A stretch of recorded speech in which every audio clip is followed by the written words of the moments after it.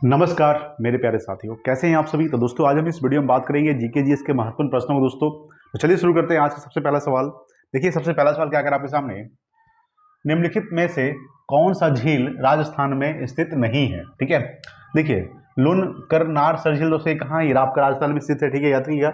डिडवाना झील दोस्तों कहाँ है, ये आपकी राजस्थान में स्थित है।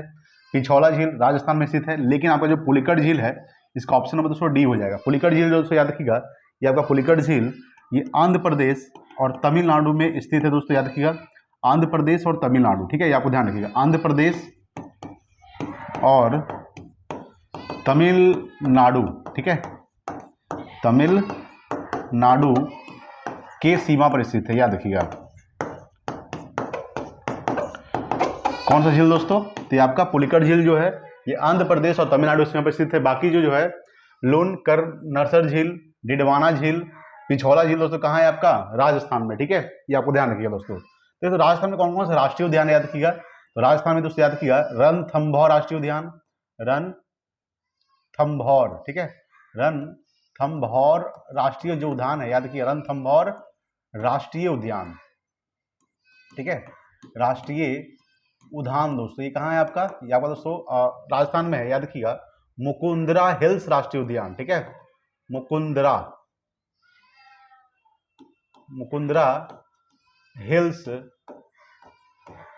राष्ट्रीय उद्यान दोस्तों कहाँ है, ये आपका, ये भी दोस्तों आपका राजस्थान में। ठीक है, याद रखिए। उसके बाद दोस्तों आपका है मुकुंदरा हिल राष्ट्रीय उद्यान, रणथंभौर राष्ट्रीय उद्यान दोस्तों याद रखिएगा। उसके बाद आप याद रखिए दोस्तों केवला देव घाना पक्षी राष्ट्रीय उद्यान। ठीक है, केवला देव घाना पक्षी राष्ट्रीय उद्यान। ठीक है, ये दोस्तों कहाँ है आपका, ये भी दोस्तों आपका स्थित है राजस्थान में। ठीक है, तो रणथंभौर राष्ट्रीय उद्यान, मुकुंदरा हिल्स राष्ट्रीय उद्यान, केवला देव घाना पक्षी राष्ट्रीय उद्यान। ठीक है, ये सब कहाँ दोस्तों आपका राजस्थान में स्थित है, ये आपको ध्यान रखिएगा। तो सरिस्का राष्ट्रीय उद्यान दोस्तों कहाँ है, तो सरिस्का राष्ट्रीय उद्यान दोस्तों राजस्थान में स्थित है। सरिस्का, ठीक है, सरिस्का राष्ट्रीय उद्यान। ठीक है, राष्ट्रीय जो उद्यान है याद रखिएगा, ये भी दोस्तों आपका राजस्थान में स्थित है। ठीक है, सबसे बड़ा दोस्तों क्या है, क्षेत्रफल की दृष्टि से सबसे बड़ा राज्य कौन सा है, तो आपका राजस्थान है। क्षेत्रफल की दृष्टि से सबसे बड़ा राज्य राजस्थान।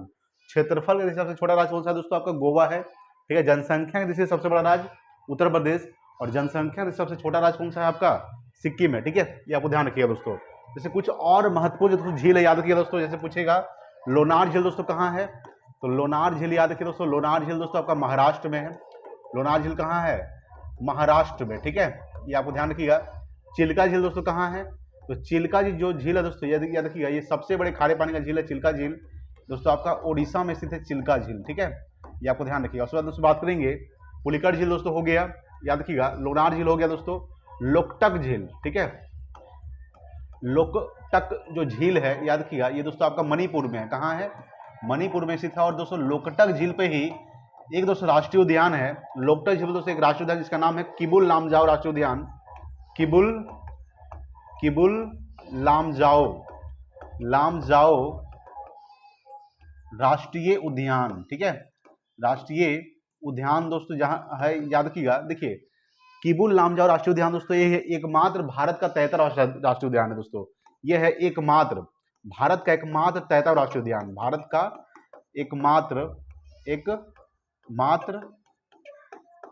तैरता हुआ राष्ट्रीय उद्यान, तैरता हुआ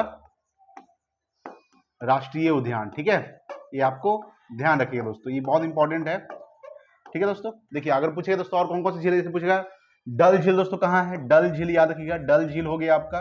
ठीक है, और भारत के सबसे बड़े मीठे पानी का झील बुल्लर झील, ये दोस्तों दोनों कहाँ है, बुल्लर झील याद रखिएगा, ये दोनों आपका है। ठीक है, जम्मू कश्मीर में, जम्मू कश्मीर दोस्तों जेके में डल झील बुल्लर झील स्थित है।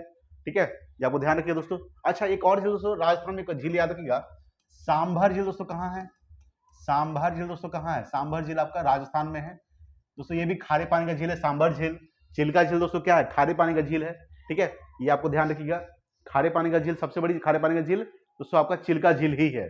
ठीक है, तो निम्नलिखित में से कौन सा झील राजस्थान में स्थित नहीं है दोस्तों, तो पुलिकट झील दोस्तों कहाँ है आपका, ये आंध्र प्रदेश और तमिलनाडु के सीमा पर स्थित है पुलिकट झील। ठीक है, ये आपको ध्यान रखिए दोस्तों। अच्छा, गोविंद पल्लव एक गोविंद सागर झील है दोस्तों, याद रखिए गोविंद सागर झील कहाँ है? हैदराबाद में है। गोविंद गोविंद सागर करके है दोस्तों, गोविंद सागर झील जो है आपका दोस्तों कहाँ है? ये आपका दोस्तों हैदराबाद में, ठीक है, ये भी ध्यान रखिएगा, हैदराबाद, ठीक है, ये आपको ध्यान रखिएगा। चलिए आगे बात करते हैं, अगला सवाल देखिएगा। देखिए अगला, लाल मिट्टी की प्रकृति कैसी होती है? बताइएगा कि लाल मिट्टी की जो प्रकृति होती है दोस्तों, ये आपका अम्लीय होता है। कैसा होता है? अम्लीय, ठीक है दोस्तों। लाल मिट्टी में क्या पाया जाता है? तो आयरन और सिलिका पाया जाता है, याद रखिएगा, आयरन, ठीक है, आयरन प्लस सिलिका, याद रखिएगा, आयरन प्लस सिलिका जो दोस्तों किसमें पाया जाता है आपका? ये दोस्तों पाया जाता है लाल मिट्टी में, ठीक है, ये आपको ध्यान रखिए दोस्तों। अगर पूछेगा सवाल लौह ऑक्साइड के कारण दोस्तों, लौह ऑक्साइड के कारण दोस्तों जो मिट्टी होती है दोस्तों लाल होता है, ये भी ध्यान रखिएगा। और दोस्तों लाल मिट्टी के बारे में बात करते हैं, लाल मिट्टी की प्रकृति कैसी होती है दोस्तों? अम्लीय होती है, ठीक है। देखिए लाल मिट्टी का निर्माण कैसे होता है दोस्तों? ये कार्यांतरित सैलों से होता है, ठीक है, याद रखिएगा, कार्यांतरित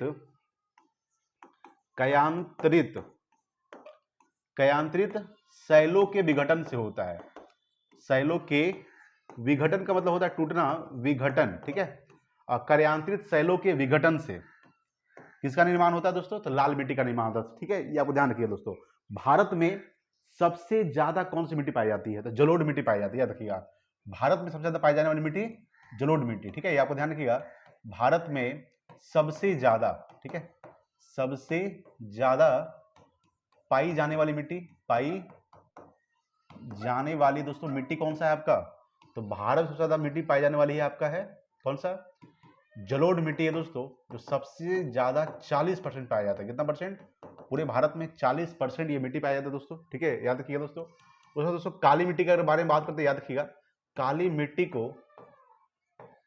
मिट्टी को दोस्तों किस नाम से जाना जाता है? याद रखिएगा, तो काली मिट्टी को दोस्तों रेगुर मिट्टी के नाम से भी जाना जाता है, रेगुर मिट्टी, ठीक है, याद रखिएगा। काली मिट्टी में दोस्तों क्या क्या उपस्थित होता है? याद रखिएगा, तो एल्यूमिनियम, एल्यूमिनियम दोस्तों उपस्थित होता है, एल्यूमिनियम उपस्थित है दोस्तों, याद रखिएगा। उसके बाद दोस्तों याद रखिएगा पोटेशियम दोस्तों, ठीक है, पोटेशियम उपस्थित होता है आपका किसमें? आयरन दोस्तों, ठीक है, आयरन, याद रखिए दोस्तों। लौह ऑक्साइड यानी कि लोहा, ठीक है, लौह किसमें होता है? तो आपका काली मिट्टी में होता है। काली मिट्टी में दोस्तों किसकी खेती की जाती है? तो काली मिट्टी में दोस्तों आपका कपास की खेती की जाती है। किसकी खेती की जाती है? कपास की। काली मिट्टी को एक रेगुलर मिट्टी कहा जाता है। और सबसे तो कपास की खेती याद रखिएगा, महाराष्ट्र हो गया दोस्तों, महाराष्ट्र हो गया आपका, ठीक है दोस्तों, गुजरात हो गया, ठीक है, महाराष्ट्र, गुजरात दोस्तों, यहाँ पे सबसे ज्यादा काली मिट्टी पाई जाती है, ठीक है, ये आपको ध्यान रखिएगा। तो लाल मिट्टी की प्रकृति कैसी होती है दोस्तों? आपका ये अम्लीय होता है, ठीक है, अम्लीय।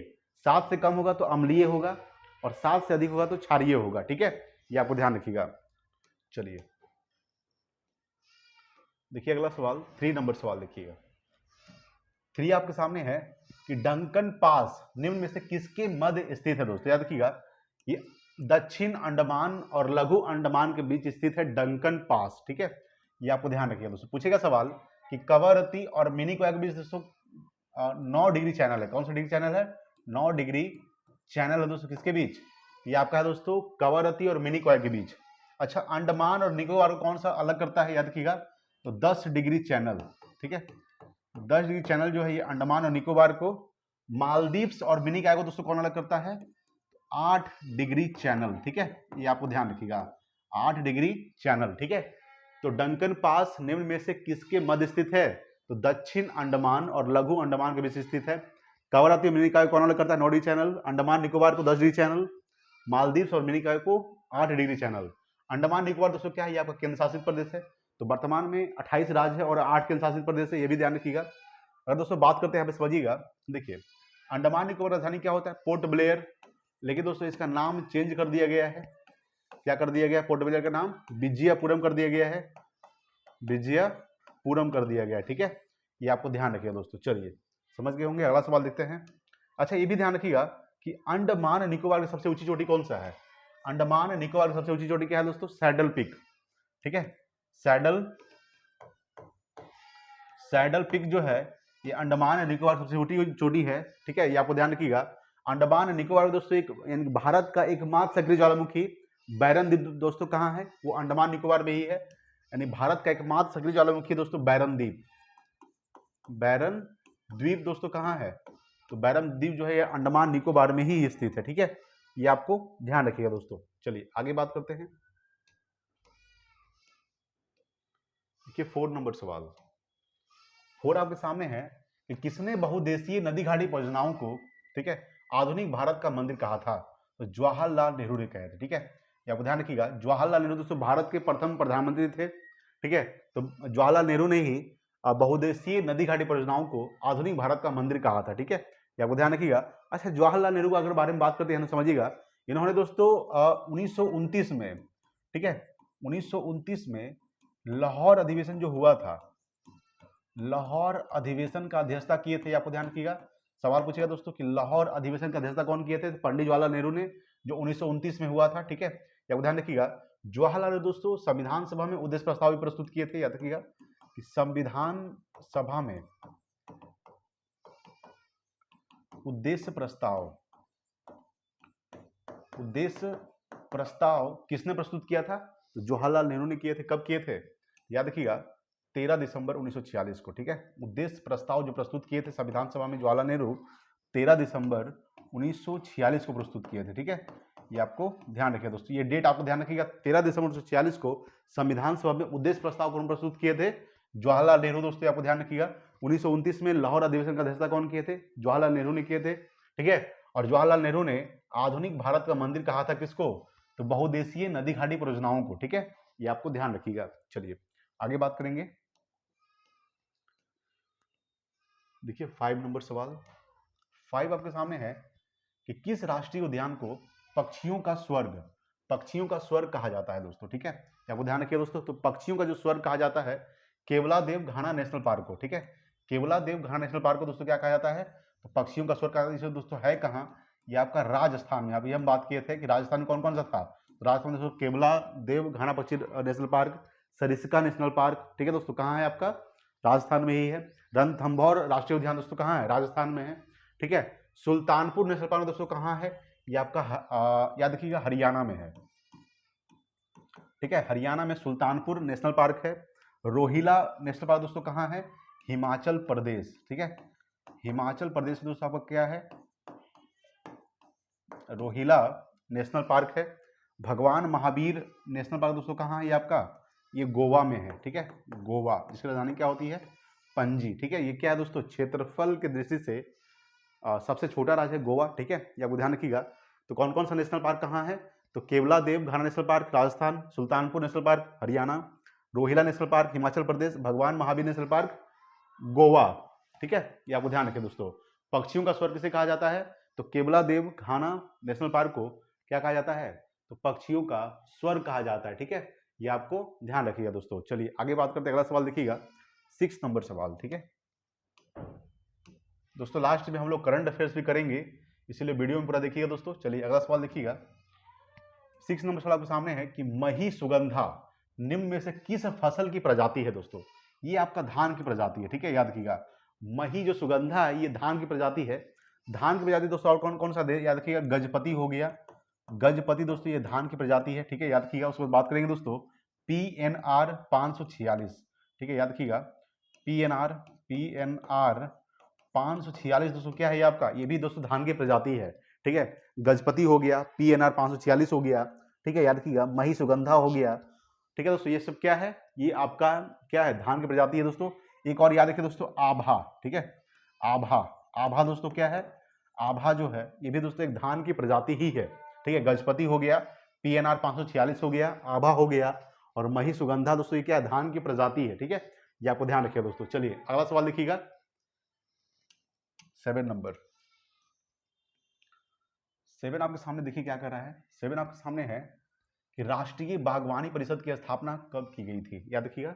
तो राष्ट्रीय जो बागवानी परिषद का स्थापना किया गया था ये 1984 में किया गया था। कब किया गया था? 1984 में राष्ट्रीय बागवानी परिषद का स्थापना किया गया था। 1984 में दोस्तों कांड याद रखिएगा, भोपाल गैस कांड हुआ था, ठीक है, भोपाल गैस कांड हुआ था दोस्तों, जिसमें कौन सा गैस रिसाव हुआ था इस भोपाल गैस कांड में? तो मिथाइल,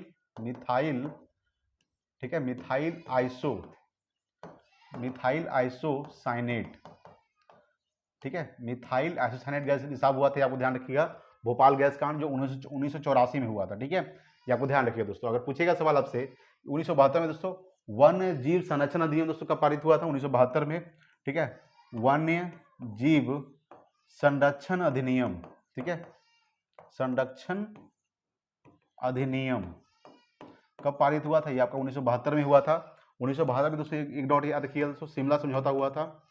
शिमला समझौता कब हुआ था? तो शिमला समझौता दोस्तों 1972 में ही हुआ था, ठीक है, ये भी ध्यान रखिएगा, शिमला समझौता 1972 में हुआ था। वन्य जीव संरक्षण अधिनियम 1972 में हुआ था। 1966 में दोस्तों कौन सा समझौता हुआ था? तो ताशकंद समझौता हुआ था, ताशकंद समझौता। ताशकंद समझौता क्यों हुआ था? क्योंकि दोस्तों 1965 का डेट याद रखिएगा, 1965 में दोस्तों किसके बीच युद्ध हुआ था? भारत और पाक के बीच दोस्तों युद्ध हुआ था दोस्तों, और इसी युद्ध को सुलझाने के लिए 1966 में दोनों के बीच यानी भारत और पाकिस्तान के बीच ताशकंद समझौता किया गया था 1966 में, ठीक है। और दोस्तों शिमला समझौता जो हुआ था 1972 में दोस्तों, जो आपको पता ही होगा कि 1971 में बांग्लादेश आज़ाद हुआ था, ठीक है, बांग्लादेश का जो सृजन हुआ था, बांग्लादेश आज़ाद हुआ था, ठीक है, 1971 में ही आज़ाद हुआ था दोस्तों। तो और 1972 में जो शिमला समझौता हुआ था उसी को दोस्तों दोनों के बीच सुलझाने के लिए, समस्या को सुलझाने के लिए दोस्तों 1972 में शिमला समझौता किया गया था, ठीक है, ये आपको ध्यान रखिएगा। तो राष्ट्रीय बागवानी परिषद की स्थापना कब की गई थी? ये 1984 में किया गया था। अच्छा, 1960 का डेट याद रखिएगा। सिंधु जल समझौता कब हुआ था? 1960 में ही हुआ था सिंधु जल समझौता, सिंधु जल समझौता, ये कब हुआ था? तो ये आपका 1960 में हुआ था सिंधु जल समझौता, ठीक है, ये डेट आपको ध्यान रखिएगा दोस्तों, बहुत इंपॉर्टेंट है। देखिए अगला सवाल 8 नंबर सवाल, देखिए क्या कह रहा है आपके सामने।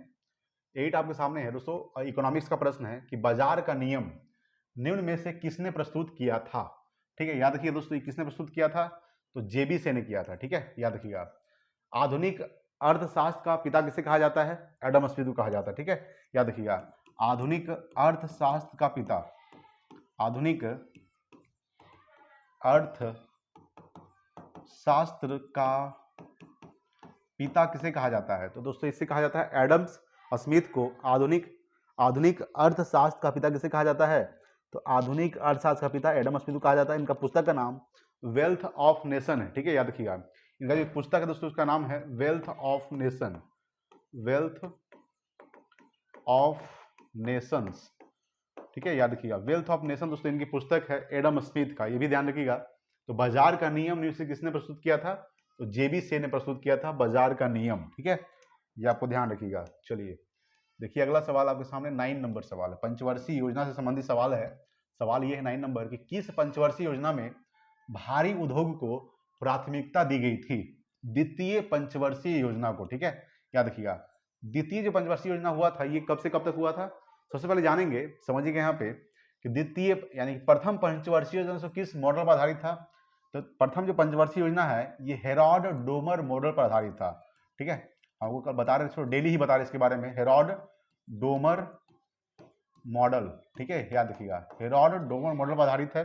द्वितीय जो पंचवर्षीय योजना है दोस्तों ये महालनोबिस मॉडल पर आधारित है, या दोस्तों हम लिख देते हैं महालनोबिस मॉडल पर आधारित है, महालनोबिस मॉडल पर आधारित है आपका द्वितीय पंचवर्षीय योजना, ठीक है। अब हम बात करें दोस्तों कि प्रथम पंचवर्षीय योजना कब से कब तक हुआ था, यहाँ पे देख लीजिएगा, ठीक है दोस्तों, हम डेली इसके बारे में बात करते हैं, आज भी बात करेंगे। तो 1951 से 1956 तक दोस्तों प्रथम पंचवर्षीय योजना हुआ था। द्वितीय पंचवर्षीय योजना 1956 से 1961 तक हुआ था। तृतीय जो पंचवर्षीय योजना था वो ये 1961 से 1966 तक हुआ था, ठीक है। चतुर्थ जो पंचवर्षीय योजना हुआ था ये 1969 से 1974 तक हुआ था, ठीक है। और पांचवी जो पंचवर्षीय योजना था आपको ध्यान रखिएगा 1974 से 1978। अब ये दोस्तों यहाँ से सवाल बनता है पांचवी पंचवर्षीय योजना से, सवाल ये बनता है कि कौन सी ऐसी पंचवर्षीय योजना जो 4 साल का था? तो पांचवी जो पंचवर्षीय योजना 4 साल का था, 1974 से 1978 तक, ठीक है। और पांचवी पंचवर्षीय योजना में ही गरीबी हटाओ नारा दिए थे इंदिरा गांधी ने, ठीक है, ये आपको ध्यान रखिए दोस्तों। छठी जो पंचवर्षीय योजना है ये आपका 1980 से 85 तक है, ठीक है, ये आपको ध्यान रखिएगा, 1980 से 1985 तक। और सातवीं जो पंचवर्षीय योजना है ये 1985 से 1990, ठीक है, ये आपको ध्यान रखिएगा, 1990, ठीक है, ये सातवीं हो गया आपका। आठवीं जो पंचवर्षीय योजना दोस्तों ये 1992 से 1997 तक है, 9वीं जो पंचवर्षीय योजना है ये 1997 से 2002 तक है। 10वीं दोस्तों पंचवर्षीय योजना 2002 से 2007 तक है, ठीक है, याद कीजिएगा। उसके बाद दोस्तों 11वीं जो पंचवर्षीय योजना 2007 से 2012, ठीक है, और 12वीं जो पंचवर्षीय योजना है ये 2012 से 2017, ठीक है। ये डेट दोस्तों आपको याद रखिएगा। तो यहाँ से सवाल पूछ रहा था कि किस पंचवर्षीय योजना में भारी उद्योग को प्राथमिकता दी गई थी, तो आपका द्वितीय पंचवर्षीय योजना, ठीक है। ध्यान रखिए कौन कौन सा पंचवर्षीय योजना है। चलिए आगे बात करते हैं। अगला सवाल देखिएगा, देखिए 10 नंबर सवाल।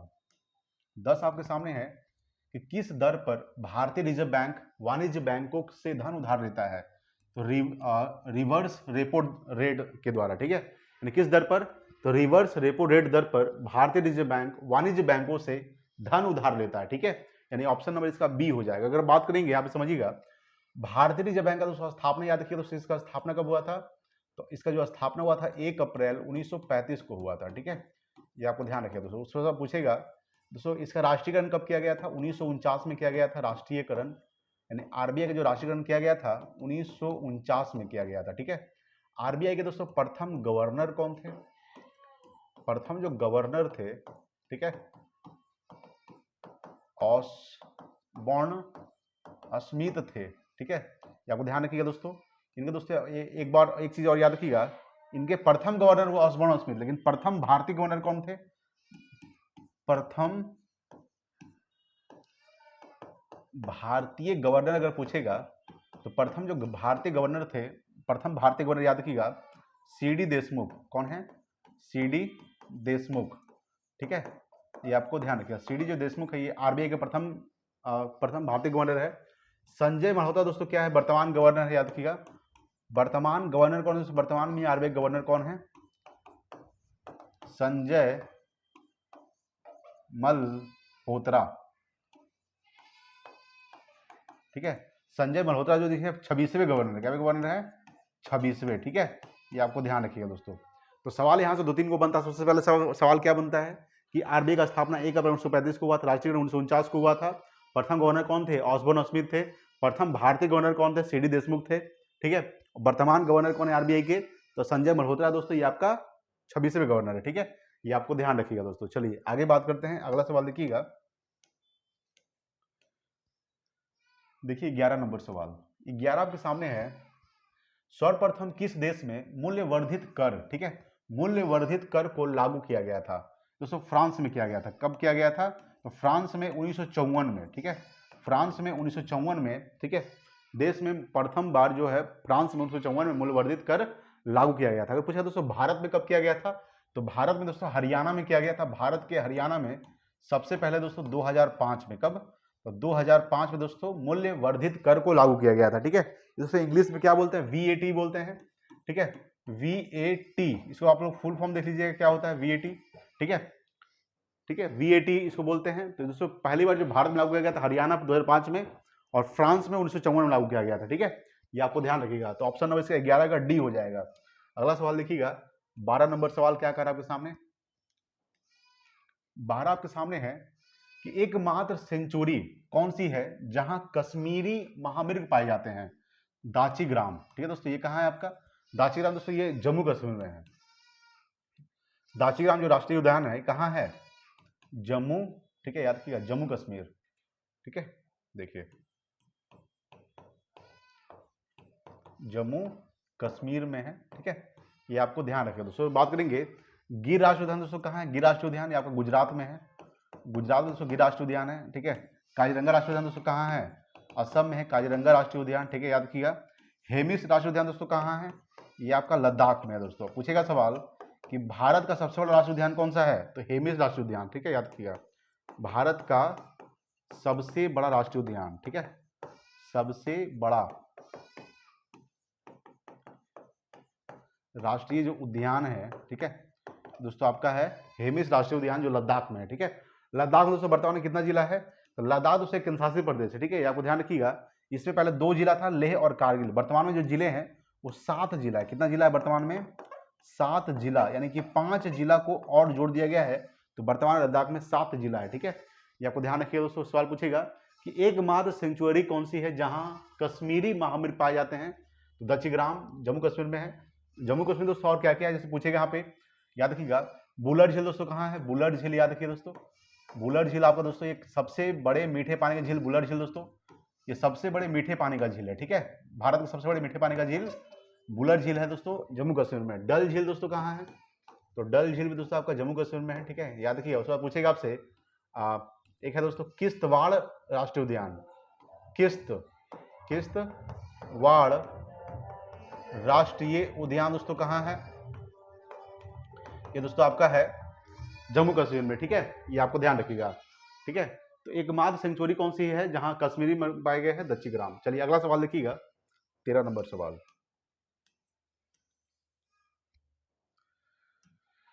देखिए 13 आपके सामने है कि जीव मंडल सुरक्षित क्षेत्र का उद्देश्य है क्या है दोस्तों? याद रखिएगा। तो जीव मंडल सुरक्षित क्षेत्र का जो उद्देश्य है, कृषि उत्पादों पर प्रयोग और विकास, वन उत्पादों पर प्रयोग और विकास, वन भूमि के वनस्पति एवं प्राणी का परीक्षण, यानी ऑप्शन इसका डी हो जाएगा उपयुक्त सभी, ठीक है। ऑप्शन नंबर डी 13 का। चलिए देखिए अगला सवाल 14 नंबर सवाल। देखिए क्या कर रहा है आपके सामने। 14 आपके सामने है कि दिए गए विकल्पों में कौन विशालतम पारिस्थितिकी तंत्र का उदाहरण है? दोस्तों समुद्र जो है क्या है? ये विशालतम पारिस्थितिकी तंत्र का उदाहरण है, ठीक है। वो पता होगा दोस्तों कि समुद्र जो है यानी पानी जो है दोस्तों पूरी पृथ्वी पर 3 भाग में दोस्तों पानी है और 1 भाग में क्या है? स्थल है, ठीक है। कहने मतलब ये है दोस्तों कि 90 यानी कि 97 से भी ज़्यादा % पर दोस्तों क्या है? पानी है, ठीक है। और कुछ भाग पर ही दोस्तों हम लोग स्थल है जहाँ पे हम लोग मनुष्य जीव जंतु रहते हैं, ठीक है। ये आपको ध्यान रखिएगा। यानी कि सबसे विशालतम जो पारिस्थितिकी तंत्र माना जाता है दोस्तों समुद्र है। क्या है? ऑप्शन नंबर इसका सी हो जाएगा, समुद्र। ये आपको ध्यान रखिएगा। देखिए अगला सवाल 15 नंबर सवाल देखिएगा। 15 आपके सामने है कि बायोडायवर्सिटी शब्द का प्रयोग सर्वप्रथम किसने किया था? तो याद रखिए दोस्तों किसने किया था? तो आपको याद रखिएगा जी रोसेन ने किया था, ठीक है। जी रोसेन, ठीक है। यानी बायोडायवर्सिटी शब्द का प्रयोग सर्वप्रथम किसने किया था? जी रोसेन ने किए थे। अच्छा, बायोडायवर्सिटी दिवस कब मनाया जाता है? यानी कि जैव विविधता दिवस 22 मई को मनाया जाता है। कब मनाया जाता है? 22 मई को क्या मनाया जाता है दोस्तों आपका? तो जैव विविधता दिवस, जैव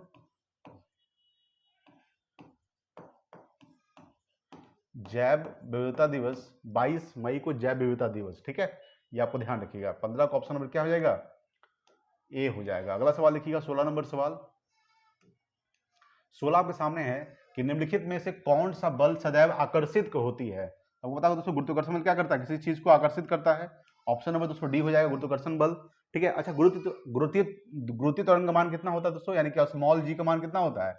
तो 9.8 मीटर पर सेकेंड स्क्वायर होता है, ठीक है। याद रखिएगा। ये दोस्तों आपका होता है कैपिटल जी, जिसका मान होता है, याद रखिएगा कितना होता है? 6.67 गुणे 10⁻11 न्यूटन मीटर स्क्वायर पर केजी स्क्वायर होता है, पर केजी स्क्वायर होता है, ठीक है। क्या ध्यान रखिएगा 6.67 गुणे 10⁻11 न्यूटन मीटर स्क्वायर पर केजी स्क्वायर, और कैपिटल स्मॉल जी का मान 9.8 मीटर पर सेकंड स्क्वायर, ठीक है। ये आपको ध्यान रखिएगा। यानी कि 16 का ऑप्शन नंबर डी हो जाएगा। प्रकाश की चाल दोस्तों क्या होता है? 3 × 10⁸ मीटर पर सेकेंड,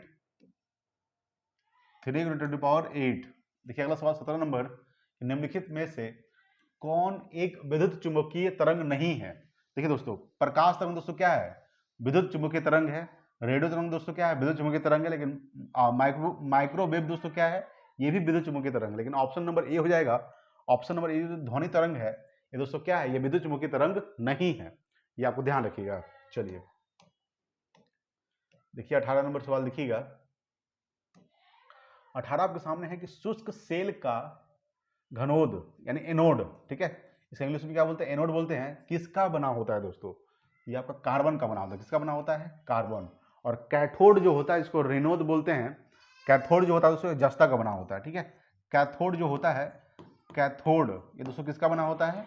एनोड हो गया दोस्तों आपका कार्बन का बना होता है, लेकिन कैथोड जो है वो आपका जस्ता का बना होता है, ठीक है। जस्ता का संकेत Zn होता है, परमाणु संख्या 30 होता है दोस्तों, ठीक है। याद रखिएगा। तांबा का संकेत Cu होता है, कॉपर Cu, ठीक है। याद रखिएगा 29 होता है, ठीक है। कार्बन के दोस्तों कितने अप्रूप होते हैं? कार्बन के 2 अप्रूप होते हैं, हीरा और ग्रेफाइट। हीरा, ग्रेफाइट दोस्तों क्या है? ये विद्युत का सुचालक होता है, ठीक है। विद्युत का सुचालक होता है, याद रखिएगा सुचालक, ठीक है दोस्तों। और हीरा का अपवर्तनांक दोस्तों कितना होता है, हीरा का अपवर्तनांक जो होता है, अपवर्तनांक ये आपका 2.42 होता है, ठीक है। ये आपको ध्यान रखिएगा। हीरा दोस्तों क्या है, ये कठोर पदार्थ है, ठीक है, कठोर पदार्थ, ये आपको ध्यान रखिएगा, कठोर पदार्थ है, याद रखिएगा। चलिए आगे बात करते हैं, अगला सवाल देखिएगा। देखिए 19 नंबर सवाल। 19 आपके सामने है कि नाभिकीय रिएक्टर में नियंत्रक छड़ के रूप में उपयोग किया जाता है दोस्तों। क्या उपयोग किया जाता है, याद रखिएगा, तो कैडमियम, ठीक है। अच्छा, इटाई जो रोग होता है दोस्तों, कैडमियम के कारण ही होता है, ये भी ध्यान रखिएगा।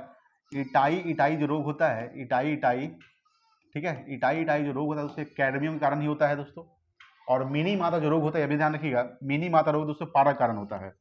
पारा कारण दोस्तों कौन सा रोग होता है, मिनी माता रोग होता है, ठीक है। और दोस्तों आयोडीन की कमी से दोस्तों कौन सा रोग होता है, ये भी ध्यान रखिएगा, तो आयोडीन की कमी से दोस्तों घेंघा रोग होता है, ठीक है, घेंघा रोग होता है दोस्तों। अच्छा, इंसुलिन की कमी से दोस्तों कौन सा रोग होता है, इंसुलिन की कमी से दोस्तों मधुमेह रोग होता है, डायबिटीज, ठीक है, मधुमेह रोग होता है दोस्तों, डायबिटीज इंसुलिन की कमी के कारण, ठीक है। ये आपको ध्यान रखिएगा। दोस्तों पूछ रहा सवाल कि नाभिकीय रिएक्टर में नियंत्रक छड़ के रूप में उपयोग होता है कैडमियम, इसका संकेत दोस्तों CD होता है, CD, ठीक है। अच्छा दोस्तों, भारी जल क्या होता है, ये रिएक्टर में मंदक के रूप में काम करता है, ठीक है, रिएक्टर में मंदक के रूप में कार्य करता है, ठीक है, ये आपको ध्यान रखिएगा। सो दोस्तों पूछेगा दोस्तों भारी जल का सूत्र क्या होता है, D2O होता है, D2O, इसको इंग्लिश में क्या बोलते हैं, ड्यूटोरियम ऑक्साइड बोलते हैं, क्या बोलते हैं, तो ड्यूटोरियम ऑक्साइड, ड्यूटेरियम ऑक्साइड, ठीक है, ये आपको ध्यान रखिए। ड्यूटोरियम ऑक्साइड दोस्तों क्या है, D2O, ठीक है, ये आपको ध्यान रखिए, भारी जल, ठीक है। ग्रेफाइट दोस्तों अभी हम बताए थे, कार्बन का अपरूप होता है ग्रेफाइट, ठीक है। ग्रेफाइट दोस्तों क्या होता है, ये विद्युत का सुचालक होता है, यानी इससे धारा प्रवाहित हो सकता है, विद्युत का सुचालक, ठीक है, ये आपको ध्यान रखिएगा, विद्युत का सुचालक होता है, ठीक है। चलिए समझ गए होंगे, ड्यूटोरियम ऑक्साइड, D2O, भारी जल। देखिए अगला सवाल 20 नंबर। 20 आपके सामने है कि निम्न में कौन अदिश राशि है, अदिश राशि के बारे में बात कर रहा है दोस्तों। तो वेग दोस्तों आपको पता होगा सदिश राशि है, विस्थापन दोस्तों सदिश राशि है, त्वरण सदिश राशि है, तो ऑप्शन नंबर दोस्तों ए हो जाएगा। आयतन दोस्तों क्या है, ये अदिश राशि है, ठीक है। या अदिश राशि किससे कहते हैं, जिसमें दोस्तों वैसा राशि जिसमें परिमाण के साथ साथ क्या हो, दिशा भी हो, ठीक है, परिमाण के साथ साथ क्या हो, परिमाण, ठीक है, याद रखिएगा, परिमाण के साथ साथ दिशा हो, उसे क्या कहेंगे, दिशा हो, उसे दोस्तों यहाँ दोस्तों ये सदिश राशि का परिभाषा हो गया, ठीक है। जिसमें परिमाण के साथ साथ दिशा, उसे सदिश राशि कहेंगे। जिसमें सिर्फ परिमाण और दिशा नहीं हो, उसे अदिश राशि कहेंगे, ठीक है। जिसमें परिमाण के साथ साथ दिशा हो, उसे क्या कहेंगे, सदिश राशि। जिसमें सिर्फ परिमाण और दिशा नहीं हो, उसे अदिश राशि कहेंगे, ठीक है। या वो ध्यान रखिएगा। वो आयतन दोस्तों क्या है, वॉल्यूम दोस्तों इसका होता है, ठीक है, ये क्या है, अदिश राशि है। अगर पूछे दोस्तों त्वरण का दोस्तों ऐसा मात्रक क्या होता है, तो मीटर पर सेकंड स्क्वायर दोस्तों क्या होता है, ये त्वरण कैसा मात्रक होता है। त्वरण का जो संकेत होता है एक्सीलरेशन ए होता है इसका संकेत, ठीक है, ये आपको ध्यान रखिएगा दोस्तों। चलिए आगे बात करते हैं, अगला सवाल देखिएगा। देखिए 21 नंबर सवाल। 21 आपके सामने है कि किसी विलयन में विलयन की कुल मात्रा तथा उसमें मिश्रित विलय की कुल मात्रा का अनुपात कहलाता है। क्या कहलाता है दोस्तों, याद रखिएगा, तो आपको कहलाता है विलयन की सांद्रता कहलाता है। क्या कहलाता है, विलयन की सांद्रता दोस्तों क्या होता है इसका, अगर पूछेगा दोस्तों कि विलयन की सांद्रता इसका तो क्या होता है, विलयन की सांद्रता दोस्तों क्या होता है, तो विलय की मात्रा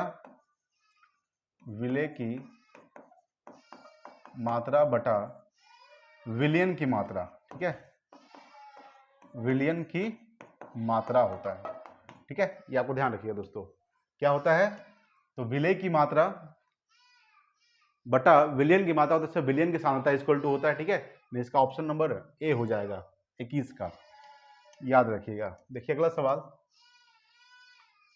22 आपके सामने है। अम्ल, ठीक है, क्रियाशील धातुओं के साथ अभिक्रिया करके निम्नलिखित में से कौन सा गैस उत्पन्न करता है। याद रखिए दोस्तों, ये हाइड्रोजन उत्पन्न करता है। क्या उत्पन्न करता है? हाइड्रोजन। सॉरी दोस्तों, हाइड्रोजन के साथ साथ लवण भी करता है, ये आपको ध्यान रखिएगा दोस्तों। ऑप्शन नंबर इसका डी हो जाएगा। हाइड्रोजन और लवण दोनों करता है, ठीक है, ये आपको ध्यान रखिएगा। यानी अम्ल जो है क्रियाशील धातु के साथ अभिक्रिया करके निम्नलिखित में से कौन सा गैस उत्पन्न करता है? तो हाइड्रोजन भी करता है और लवण भी करता है, यानी कि ऑप्शन नंबर इसका डी हो गया, ठीक है, ए प्लस बी दोनों, ठीक है दोस्तों। अच्छा, सबसे हल्का तत्व दोस्तों कौन सा है? हाइड्रोजन। याद रखिएगा कि सबसे हल्का तत्व किसे माना जाता है? सबसे हल्का तत्व, ठीक है, याद रखिएगा दोस्तों, हाइड्रोजन को माना जाता है, ठीक है, याद रखिएगा। और सबसे भारी तत्व दोस्तों यूरेनियम, ठीक है, सबसे भारी तत्व,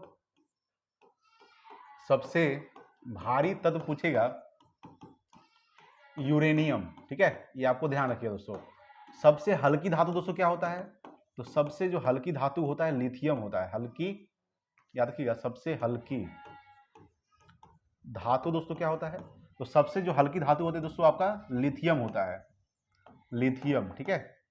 Li दोस्तों संकेत होता है, परमाणु संख्या दोस्तों 3 होता है, हाइड्रोजन, हीलियम, लिथियम, ठीक है। और सबसे जो भारी धातु होता है ऑस्मियम, ठीक है, सबसे भारी धातु अगर पूछेगा तो आपका दोस्तों ऑस्मियम हो जाएगा, ऑस्मियम, ठीक है, ये आपको ध्यान रखिएगा। तो ऑप्शन नंबर इसका क्या हो जाएगा? ए प्लस बी दोनों हो जाएगा 22 का। चलिए अगला सवाल देखते हैं, 23 नंबर सवाल देखिएगा। 23 आपके सामने है कि क्लोरीन अणुओं के बीच कैसा सहसंयोजक बंधन होता है दोस्तों? तो क्लोरीन अणुओं के बीच जो बंधन होता है एकल सहसंयोजन बंध होता है दोस्तों, यानी कि ऑप्शन नंबर इसका ए हो जाएगा। देखिए अगला सवाल 24 नंबर सवाल देखिएगा। 24 आपके सामने है कि आवर्त सारणी के किस वर्ग के तत्वों को सामूहिक रूप से क्षार मृदा धातुओं कहा जाता है? तो वर्ग 2 के तत्वों को, ठीक है, ये आपको ध्यान रखिएगा। आवर्त सारणी के किस वर्ग के तत्वों को? तो वर्ग 2 के तत्वों को सामूहिक रूप से क्षार मृदा धातुएं कहा जाता है। 24 का ऑप्शन नंबर बी। देखिए अगला सवाल 25 नंबर सवाल। 25 आपके सामने है कि लूनर कॉस्टिक निम्न में से किसे कहा जाता है? तो सिल्वर नाइट्रेट, इसका सूत्र क्या होता है सिल्वर नाइट्रेट का? AgNO3 होता है। एजी क्या जी? बोलिए जी, AgNO3, AgNO3, ठीक है। Ag यानी कि सिल्वर हो गया, Ag silver, N nitrogen, O oxygen, तो सिल्वर नाइट्रेट AgNO3, ठीक है। तो लूनर कॉस्टिक का सूत्र क्या होता है? वही होता है दोस्तों सिल्वर नाइट्रेट AgNO3, ठीक है, ये आपको ध्यान रखिएगा। नाइट्रस ऑक्साइड दोस्तों क्या होता है? N2O, इसी को दोस्तों क्या बोलते हैं? N2O, यानी कि लाफिंग गैस, लाफिंग गैस, ठीक है, ये आपको ध्यान रखिएगा दोस्तों। एक होता है आंसू गैस, दोस्तों सूत्र क्या याद रखिएगा, आंसू गैस का सूत्र क्या होता है? CCl3 NO2 होता है, ठीक है, ये आपको ध्यान रखिएगा, ये आपका आंसू सूत्र का होता है CCl3 NO2। देखिए अगला सवाल 26 नंबर। 26 आपके सामने है, निम्नलिखित में से कौन यूकैरियोटिक जीव का उदाहरण नहीं है? देखिए यूकैरियोटिक जीव का जो उदाहरण नहीं है दोस्तों आपका जीवाणु है। जीवाणु दोस्तों क्या है? ये प्रोकैरियोटिक जीव का उदाहरण है।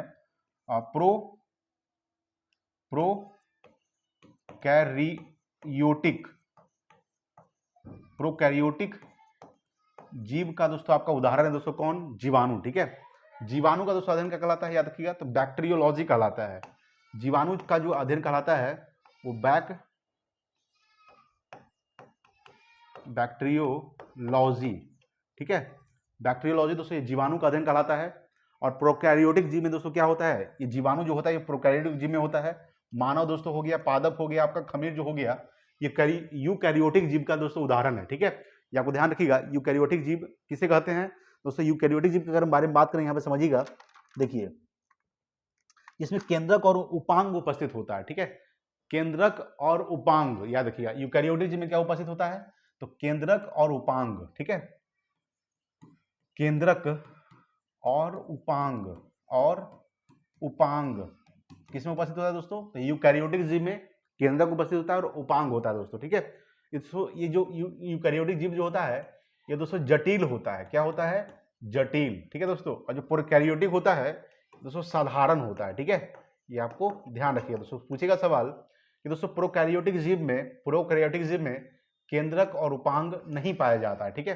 प्रोकैरियोटिक जीव में केंद्रक और उपांग नहीं पाया जाता है, यूकैरियोटिक जीव में केंद्रक और उपांग पाया जाता है, ठीक है। ये थोड़ा सा जटिल होता है, खमीर दोस्तों, पादप और एक आपका मानव, ये क्या है, यूकैरियोटिक जीव का उदाहरण है। जीवाणु क्या दोस्तों, ये प्रोकैरियोटिक जीव का उदाहरण है। ठीक है, ये आपको ध्यान रखिएगा। चलिए अगला सवाल देखिए, 27 नंबर सवाल देखिए दोस्तों।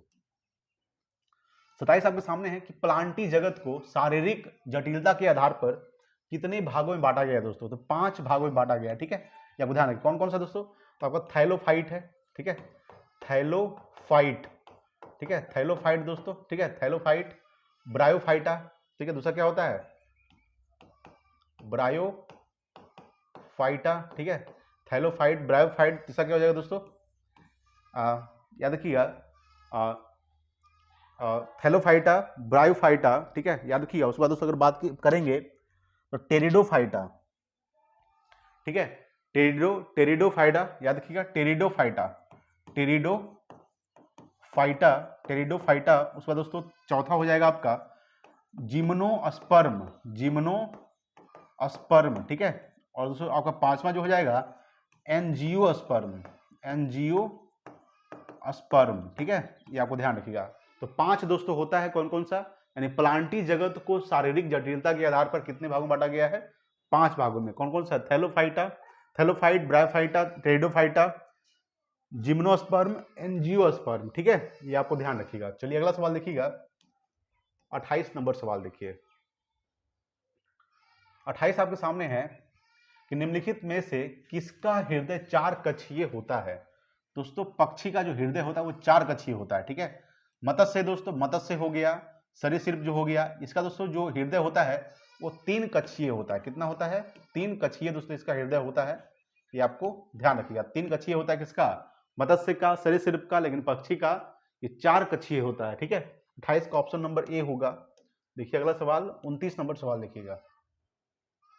29 आपके सामने है, मानव शरीर के परिसंचरण तंत्र के किस भाग में ऑक्सीजन रहित रक्त का प्रवाह होता है। तो महाशिरा में होता है। किसमें होता है, महाशिरा। ठीक है, ये आपको ध्यान रखिएगा, यानी कि 29 का ऑप्शन नंबर सी हो जाएगा। चलिए अगला सवाल देखिएगा, 30 नंबर सवाल देखिए क्या कर आपके सामने। 30 आपके सामने है कि वाष्पोत्सर्जन के लिए पौधे की निम्नलिखित संरचनाओं में कौन जिम्मेदार है।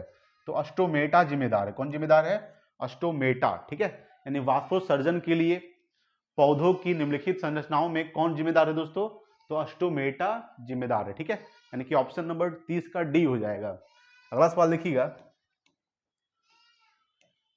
31 नंबर सवाल देखिए। 31 आपके सामने है दोस्तों, निम्नलिखित में से कौन सा जीव परागकणकारी है। ठीक है, याद रखिएगा, तो कौन सा जीव परागकणकारी है, चमगादड़, मधुमक्खी और पक्षी, यानी कि ऑप्शन नंबर दोस्तों डी हो जाएगा। सभी जो है क्या है, सभी जो ये दोस्तों है, सभी जीव जो है ये परागकणकारी है। ठीक है, याद रखिएगा। देखिए अगला सवाल 32 नंबर। 32 दोस्तों आपके सामने है कि खानवा का युद्ध बाबर और किस शासक के बीच हुआ था। दोस्तों खानवा का जो युद्ध हुआ था ये 1527 में हुआ था।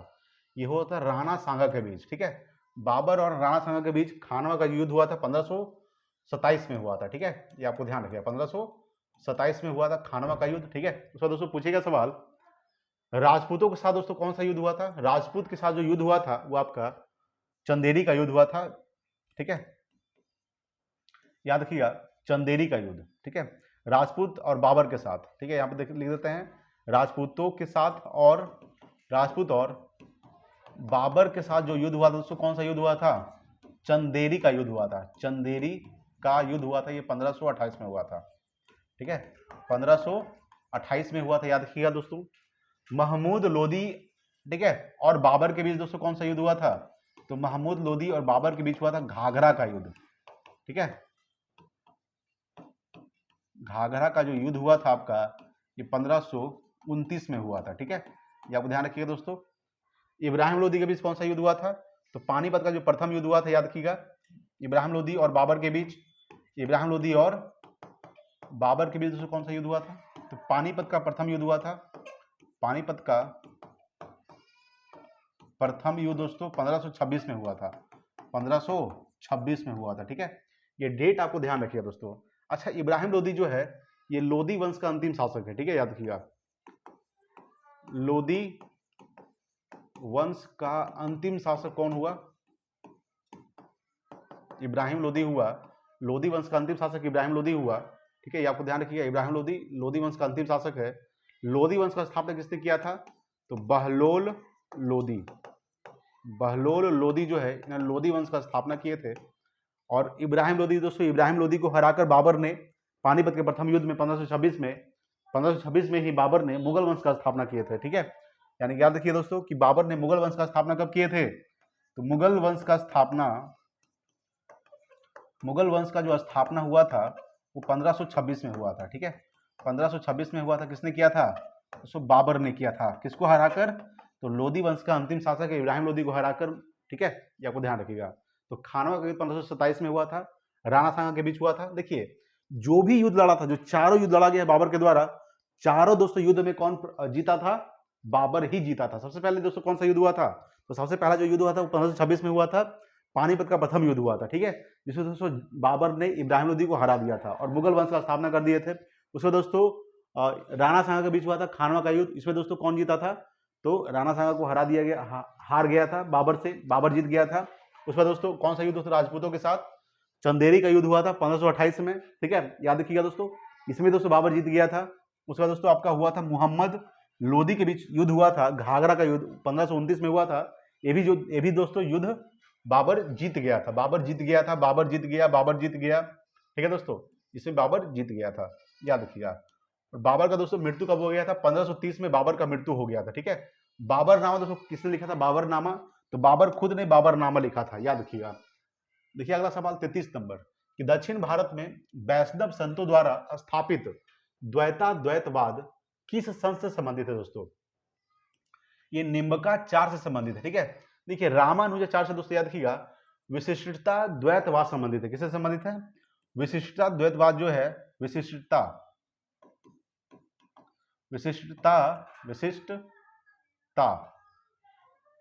विशिष्ट द्वैतवाद को क्या है दोस्तों? आपका विशिष्ट द्वैतवाद या फिर विशिष्टता द्वैतवाद, ठीक है, याद रखिएगा विशिष्टता द्वैतवाद, ठीक है, विशिष्टता द्वैत, ठीक है, द्वैतवाद जो संबंधित दोस्तों आप किससे संबंधित है? ये आपका रामानुजाचार्य से संबंधित है। और द्वैतवाद जो है दोस्तों, द्वैतवाद याद रखिएगा, द्वैतवाद, ठीक है, द्वैतवाद जो है ये आपका संबंधित है माधवाचार्य से संबंधित है, ठीक है, याद रखिएगा।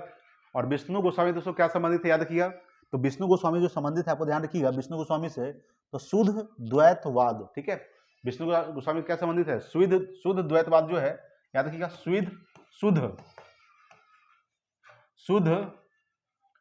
द्वैतवाद, ठीक है, याद रखिएगा शुद्ध द्वैतवाद जो है यह आपका विष्णु गोस्वामी संबंधित है। माधवाचार्य से दोस्तों द्वैतवाद, रामानुजाचार्य से विशिष्टता द्वैतवाद, और आपका द्वैतवाद से संबंधित है निम्बकाचार्य, ठीक है, थोड़ा सा ध्यान रखिएगा इसको, ठीक है। चलिए अगला सवाल देखिएगा आपके सामने 34 नंबर। देखिए 34 आपके सामने है दोस्तों, क्या कह रहा है आपके सामने कि सल्तनत काल में कृषि विभाग से संबंधित था। तो दीवान ए कोही जो है, दीवान ए कोही ये आपका संबंधित है कृषि विभाग से, ठीक है। दीवान ए जो दोस्तों ये सैन्य विभाग से संबंधित है। किससे संबंधित है? सैन्य विभाग, ठीक है, सैन्य विभाग से संबंधित है आपका कौन सा दोस्तों? तो आपका दीवान ए अर्ज। दीवान ए दोस्तों खैरात जो है, आपको ध्यान रखिएगा ये दान विभाग से संबंधित है, दान विभाग, ठीक है। और जो आपका दीवान ए जो बंदगान है ये आपका दास विभाग से संबंधित, दास विभाग, ठीक है, ये आपको ध्यान रखिएगा, ठीक है। तो दीवान ए बंदगान दास विभाग, दीवान ए खैरात दान विभाग, और दीवान ए कोही कृषि विभाग, दीवान ए अर्ज सैन्य विभाग, ठीक है, ये आपको ध्यान रखिएगा। चलिए अगला सवाल देखिएगा 35 नंबर। देखिए 35 आपके सामने है कि किस मुगल शासक के शासनकाल को हिंदी साहित्य का स्वर्णकाल कहा जाता है? तो अकबर के शासनकाल को, ठीक है, याद रखिए अकबर के शासनकाल दोस्तों क्या कहा जाता है? हिंदी साहित्य का स्वर्णकाल। अकबर दोस्तों जन्म कब हुआ था? याद रखिएगा इसका जो जन्म हुआ था ये 1542 में हुआ था, आपको ध्यान रखिएगा। कहाँ हुआ था? तो अमरकोट में हुआ था, ठीक है, ये आपको ध्यान रखिएगा दोस्तों। सबसे पहला सवाल पूछेगा दोस्तों, आपको ध्यान रखिए सबसे पहला सवाल ये पूछेगा, ठीक है, पानीपत का जो दूसरा युद्ध हुआ था, पानीपत का दूसरा युद्ध, ठीक है, याद रखिएगा दूसरा जो युद्ध हुआ था आपका ये किसके बीच हुआ था? अकबर और हेमू के बीच हुआ था, ठीक है, अकबर और हेमू के बीच हुआ था, ठीक है, ये आपको ध्यान रखिएगा दोस्तों। और दोस्तों अकबर जीत गया था और हेमू हार गया था पानीपत के दूसरे युद्ध में। दोस्तों अकबर उसमें 14 साल का था। अकबर का संरक्षक कौन था? तो अकबर जो संरक्षक था, संरक्षक बैरम खां था, बैरम खां, ठीक है, ये आपको ध्यान रखें दोस्तों। उस सवाल पूछेगा कि अकबर, दोस्तों अकबर ने दीन ए इलाही की शुरुआत किया था, ठीक है, याद किया, दीन ए इलाही, दीन ए इलाही की शुरुआत हुआ था किसके द्वारा? अकबर के द्वारा। कब किया गया था? याद रखिएगा, दीन ए इलाही जो शुरुआत हुआ था ये आपका हुआ था 1582 में हुआ था, ठीक है दोस्तों। अकबर ने जजिया कर समाप्त कर दिया था, ठीक है, जजिया जो कर लिया जाता था गैर मुसलमानों से, जजिया कर, ठीक है, जजिया कर को अकबर ने 1564 में समाप्त कर दिया था, ये भी ध्यान रखिए दोस्तों। अकबर ने दोस्तों एक युद्ध लड़ा था, हल्दी घाटी का युद्ध, ठीक है, हल्दी घाटी का युद्ध, जो युद्ध हुआ था, हल्दी घाटी का युद्ध जो आपका हुआ था, ये दोस्तों आपका कब हुआ था? 1576 में हुआ था, ठीक है, 1576 में हुआ था। किसके बीच? अकबर और महाराणा प्रताप के बीच, याद रखिएगा, अकबर और महाराणा प्रताप के बीच हुआ था, ठीक है, ये आपको ध्यान रखिएगा दोस्तों। अकबरनामा दोस्तों किसने लिखा था? तो अकबरनामा जो लिखा था, याद रखिएगा, अकबरनामा, अकबरनामा जो लिखे थे अबुल फजल ने लिखा था, ठीक है, अबुल फजल ने दोस्तों अकबरनामा लिखा था, ये आपको ध्यान रखिएगा दोस्तों। अच्छा, जहांगीरनामा दोस्तों खुद जहांगीर ने ही लिखा था, ठीक है। शाहजहां पूछेगा दोस्तों, उसके बाद याद रखिएगा, देखिए, और दोस्तों कुछ इंपॉर्टेंट है यहाँ पे अकबर के बारे में। अकबर का शासनकाल याद रखिए, अकबर का शासनकाल कब से कब तक था? तो अकबर का जो शासनकाल है, याद रखिएगा, अकबर का शासनकाल, ठीक है, शासनकाल कब से कब तक था? तो 1556 से लेकर 1605 तक, ये दोस्तों अकबर का शासनकाल है, ठीक है, ये आपको ध्यान रखिएगा। उसमें बात करेंगे जहांगीर दोस्तों, ठीक है, जहांगीर के बारे में अगर याद रखना कुछ, तो इंपॉर्टेंट पॉइंट ये है कि किस सिख गुरु का हत्या जहांगीर ने करवाया था, याद रखिएगा, तो गुरु अर्जुन देव का हत्या करवाया था, ठीक है, गुरु अर्जुन देव का हत्या किसने करवाया था? तो गुरु अर्जुन देव का हत्या दोस्तों जहांगीर ने करवाया था, ठीक है, क्या आपको ध्यान रखिएगा कि गुरु अर्जुन देव का हत्या किसने करवाया था? जहांगीर ने करवाया था। कब करवाया था? तो दोस्तों डेट आपको ध्यान रखिएगा, 1606 में करवाया था, ठीक है, 1606 में जहांगीर ने, ये सिख के 5वें गुरु थे, ये सिख के जो थे, ये 5वें गुरु थे सिख के, ठीक है, 5वें गुरु थे सिख के, कौन? तो गुरु अर्जुन देव का हत्या करवाया था जहांगीर ने, ठीक है, ये आपको ध्यान रखिएगा, ठीक है दोस्तों। औरंगजेब दोस्तों क्या है? इसको जिंदा पीर कहा जाता है, जिंदा पीर कहा जाता है दोस्तों औरंगजेब को, ठीक है। औरंगजेब का दोस्तों शासनकाल याद रखिए औरंगजेब का, ठीक है, 1658 से लेकर 1658 से 1707 तक, 1658 से 1707 तक दोस्तों किसका शासनकाल है? ये आपका औरंगजेब का है, ठीक है।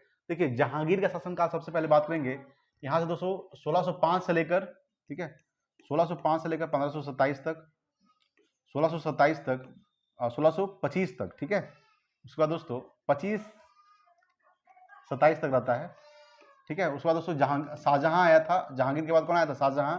और शाहजहां का जो शासनकाल माना जाता है, शाहजहां का शासनकाल याद रखिएगा, शाहजहां का शासनकाल दोस्तों 1627 से 1658 तक, ठीक है। उसके बाद दोस्तों औरंगजेब आया था। देखिए सबसे पहले दोस्तों बाबर आया था, बाबर का बेटा हुमायूं था, हुमायूं का बेटा अकबर था, अकबर का बेटा जहांगीर, जहांगीर का बेटा शाहजहां, शाहजहां का बेटा औरंगजेब। मुगल वंश का जो अंतिम शासक हुआ वो बहादुर शाह जफर हुआ, ठीक है, ये आपको ध्यान रखिएगा। यहाँ से सवाल पूछा था कि किस मुगल शासक के शासनकाल को हिंदी साहित्य का स्वर्णकाल कहा जाता है? तो आपका अकबर हो जाएगा दोस्तों, ठीक है। अकबरनामा अबुल फजल ने लिखा था। जहांगीर नामा ये हुमायूं नामा किसने लिखा था? तो हुमायूं नामा हुमायूं की खुद बहन थी गुलबदन बेगम ने लिखा था, ठीक है, अकबर के कहने पे लिखे थे। द्वितीय जैन संगीति कहाँ हुई थी दोस्तों? ये आपका हुआ था, द्वितीय जो जैन संगीति हुआ था दोस्तों बल्लभी में हुआ था। कहाँ हुआ था? बल्लभी। कहाँ पड़ता है दोस्तों बल्लभी? ये गुजरात में पड़ता है और 6ठी शताब्दी में हुआ था, ठीक है। देखिए द्वितीय जो जैन संगीति हुआ था ये कब हुआ था? ये आपका हुआ था कब? तो 6ठी शताब्दी में हुआ था, ठीक है, 6ठी शताब्दी, ये आपको ध्यान रखिएगा। 6ठी शताब्दी में द्वितीय जैन, यहाँ पे जैन संगीति बात कर रहा है, बौद्ध संगीति नहीं, जैन संगीति, द्वितीय जैन संगीति का आयोजन 6वीं शताब्दी में वल्लभी गुजरात में हुआ था। पूछेगा दोस्तों प्रथम जैन संगीति कब हुआ था, तो प्रथम जैन संगीति पाटलिपुत्र में हुआ था। प्रथम जैन संगीति, ये आपको ध्यान रखिएगा। और प्रथम जो जैन संगीति हुआ था ये 300 ईसा पूर्व में हुआ था। और कहाँ हुआ था, पाटलिपुत्र में हुआ था। ठीक है, अच्छा पूछेगा सवाल कि प्रथम जैन संगीति की अध्यक्षता कौन किए थे, तो प्रथम जैन संगीति जो अध्यक्षता किए थे स्थूल भद्र किए थे। ठीक है, अध्यक्षता किसने किया था, स्थूल भद्र किए थे। ठीक है, ये आपको ध्यान रखिएगा। और द्वितीय जैन संगीति का जो अध्यक्षता किए थे, अध्यक्षता कौन किए थे, द्वितीय संगीति का जो अध्यक्षता किए थे, याद रखिएगा वो कौन किए थे, तो क्षमा श्रवण किए थे। याद रखिएगा, क्षमा श्रवण। ठीक है, क्षमा श्रवण जो थे वो द्वितीय जैन संगीति का अध्यक्षता किए थे, ये आपको ध्यान रखिएगा। ठीक है, चलिए अच्छा यहाँ पे अगर थोड़ा सा बात कर लेते बौद्ध संगीति के बारे में, तो प्रथम बौद्ध संगीति का आयोजन राजगीर में किया गया था। ठीक है, राजगीर में प्रथम बौद्ध संगीति का आयोजन किया गया था। द्वितीय बौद्ध संगीति का आयोजन वैशाली में किया गया था। तृतीय बौद्ध संगीति का आयोजन पाटलिपुत्र में किया गया था। चतुर्थ बौद्ध संगीति का आयोजन कहाँ किया गया था, कुंडलवन कश्मीर में। ठीक है, ये भी ध्यान रखिएगा। चलिए आगे बात करेंगे। देखिए अगला सवाल 37 नंबर सवाल देखिएगा। 37 आपके सामने है कि प्रसिद्ध अरबी लेखक अल-ब्रूनी किसके साथ भारत आया था, दोस्तों महमूद गजनवी के साथ भारत आया था। ठीक है, अल-ब्रूनी की पुस्तक का नाम क्या है, तहकीक ए हिंद या फिर किताब उल हिंद। तहकीक ए हिंद या फिर इसी को दोस्तों क्या बोलते हैं, किताब उल हिंद।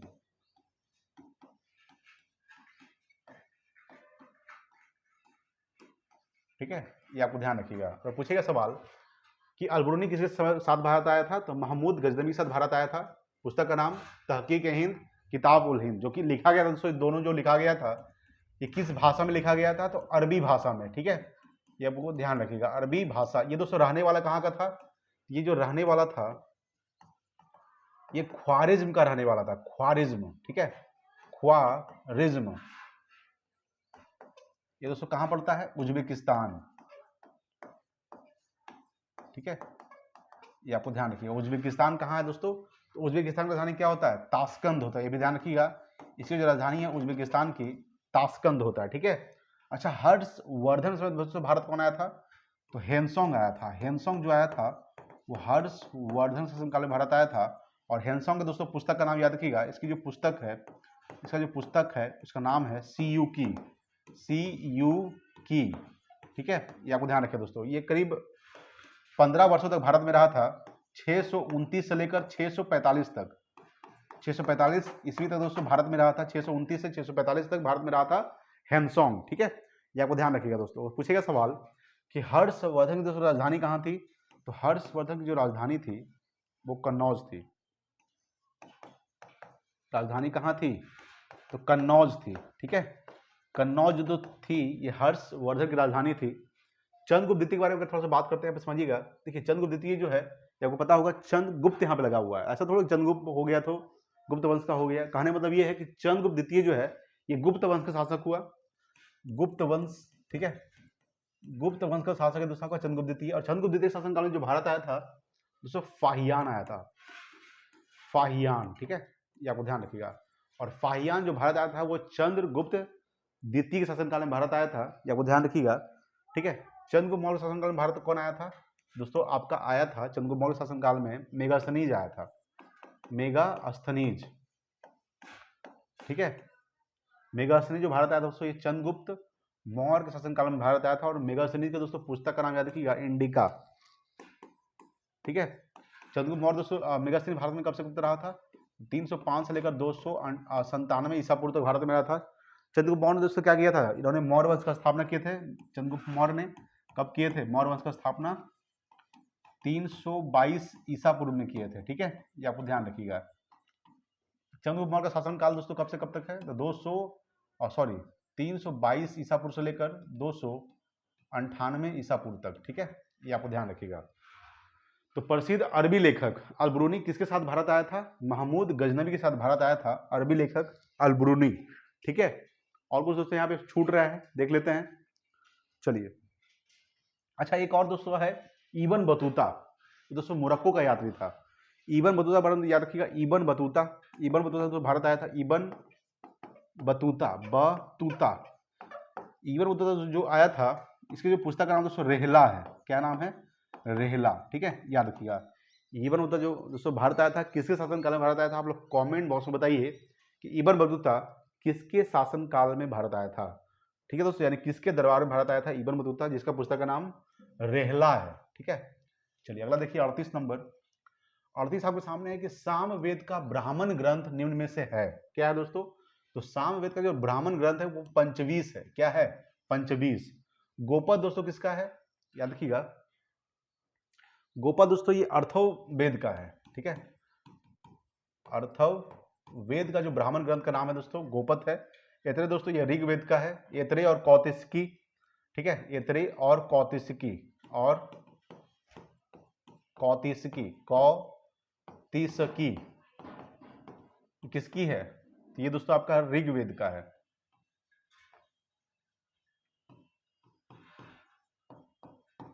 ठीक है, ऐतरेय और कौतिस्की जो है ये आपका ऋग्वेद का ब्राह्मण ग्रंथ है। तैतरीय दोस्तों किसका है? ये आपका यजुर्वेद का ब्राह्मण ग्रंथ है।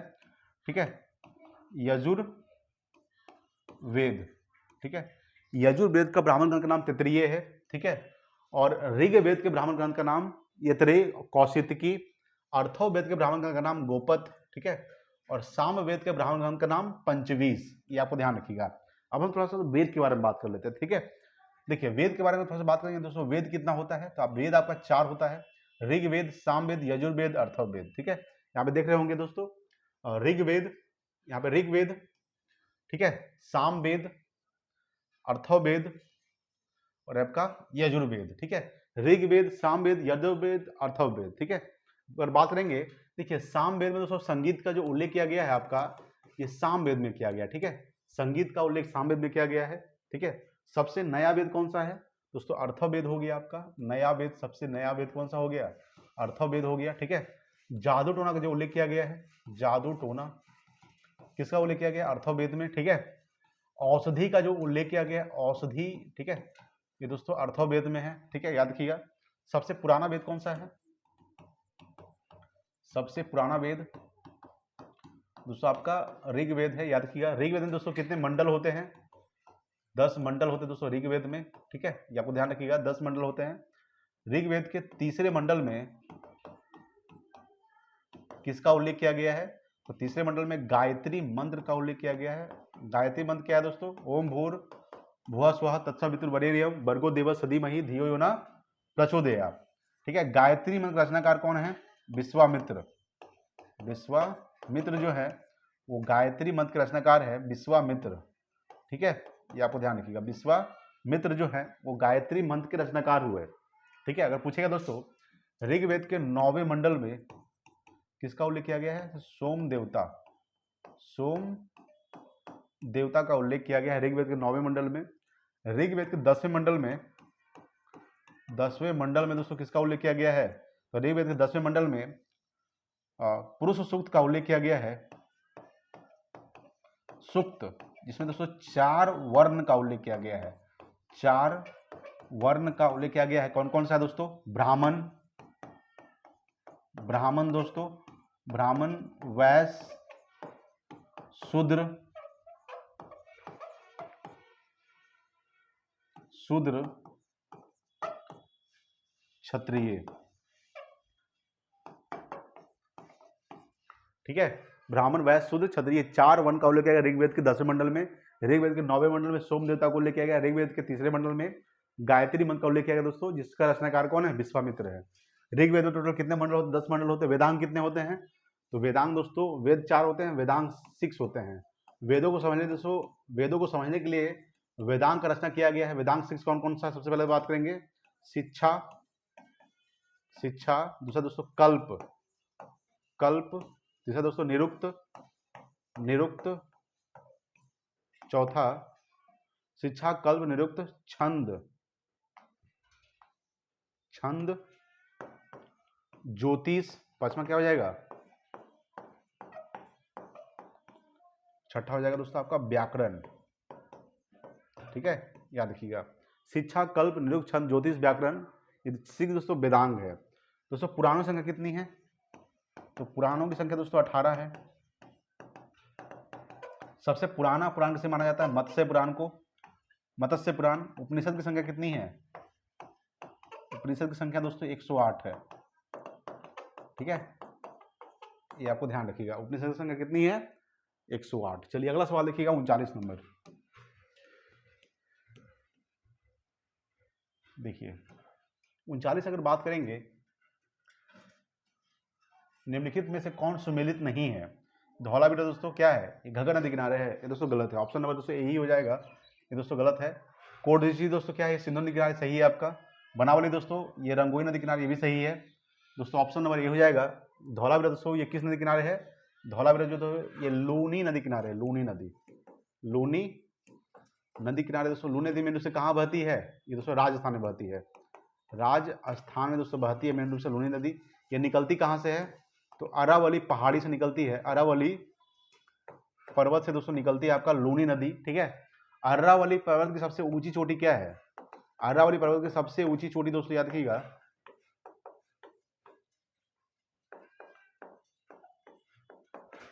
अरावली पर्वत सबसे ऊंची चोटी क्या है? गुरु शिखर, गुरु शिखर, जिसकी ऊंचाई कितनी है? 1722 मीटर, ठीक है, ये आपको ध्यान रखिएगा।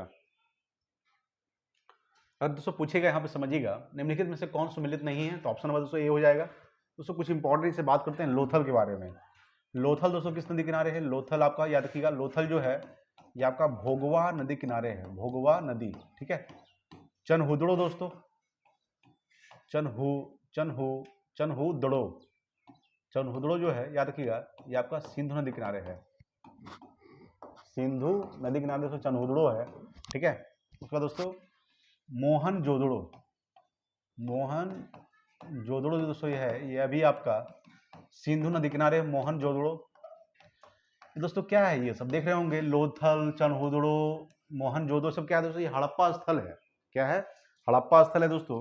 जैसे पूछेगा दोस्तों हड़प्पा जो है, ये हड़प्पा किस नदी किनारे था? हड़प्पा जो है दोस्तों आपका ये रावी नदी किनारे था, रावी नदी, ठीक है। कालीबंगा दोस्तों याद रखिएगा। देखिए यहाँ पे जो बात करेंगे घग्गर नदी, तो घग्गर नदी किनारे ही दोस्तों कालीबंगा है। कालीबंगा जो है आपका, कालीबंगा ये दोस्तों घग्गर नदी किनारे है, ठीक है, ये आपको ध्यान रखिएगा, ठीक है दोस्तों। बनावली दोस्तों हरियाणा में है, ठीक है, दोस्तों रंगोई नदी किनारे है। कोटजी दोस्तों ये सिंधु नदी किनारे है, ठीक है। और धौलावीरा दोस्तों ये आपको ध्यान रखिएगा ये लूनी नदी किनारे है, ठीक है।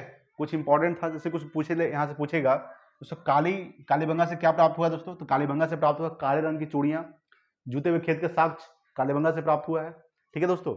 याद रखिए कालीबंगा दोस्तों है कहाँ? ये आपका राजस्थान में। कहाँ है? राजस्थान में दोस्तों आपका कालीबंगा है, ठीक है, आपको ध्यान रखिएगा। हड़प्पा दोस्तों ये कहाँ है? तो हड़प्पा है याद रखिएगा ये पाकिस्तान के मांडगो मेरी जिला में स्थित है हड़प्पा।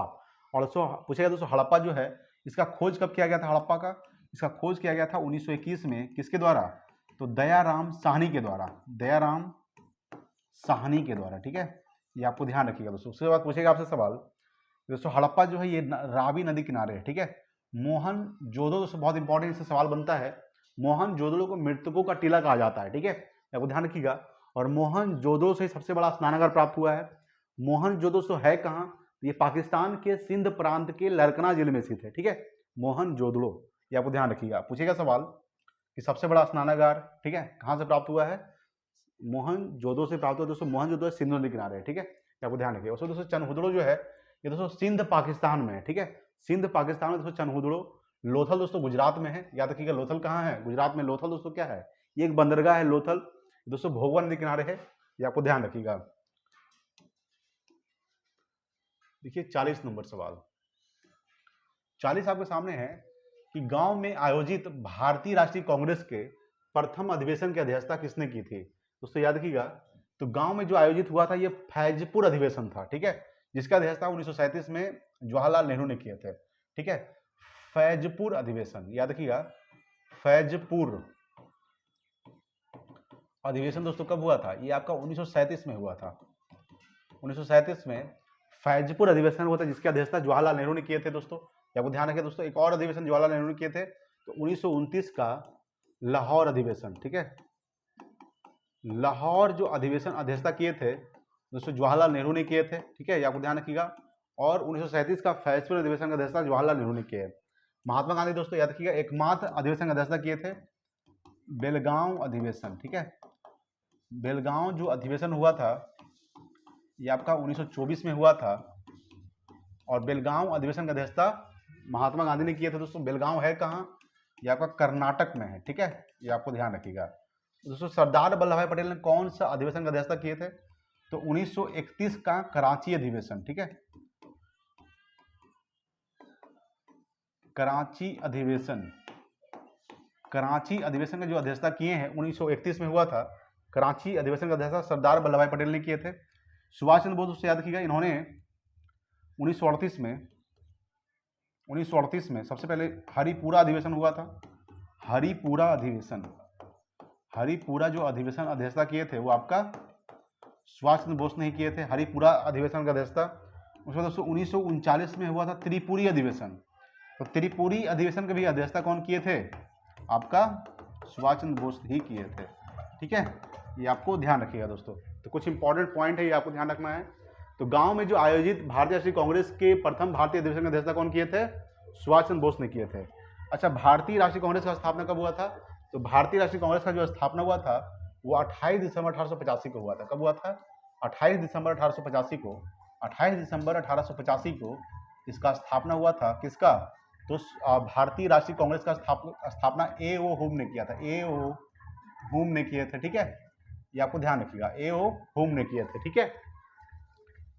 जैसे पूछेगा दोस्तों सूरत अधिवेशन कब हुआ था? याद रखिएगा सूरत अधिवेशन कब हुआ था? तो ये 1907 में हुआ था। सूरत अधिवेशन कब हुआ था? अधिवेशन 1907 में हुआ था। सूरत अधिवेशन का जो अध्यक्षता किए थे वो रास बिहारी घोष किए थे। रास बिहारी घोष किए थे, ठीक है, ये आपको ध्यान रखिए। उसके बाद दोस्तों 1916 में लखनऊ अधिवेशन हुआ था।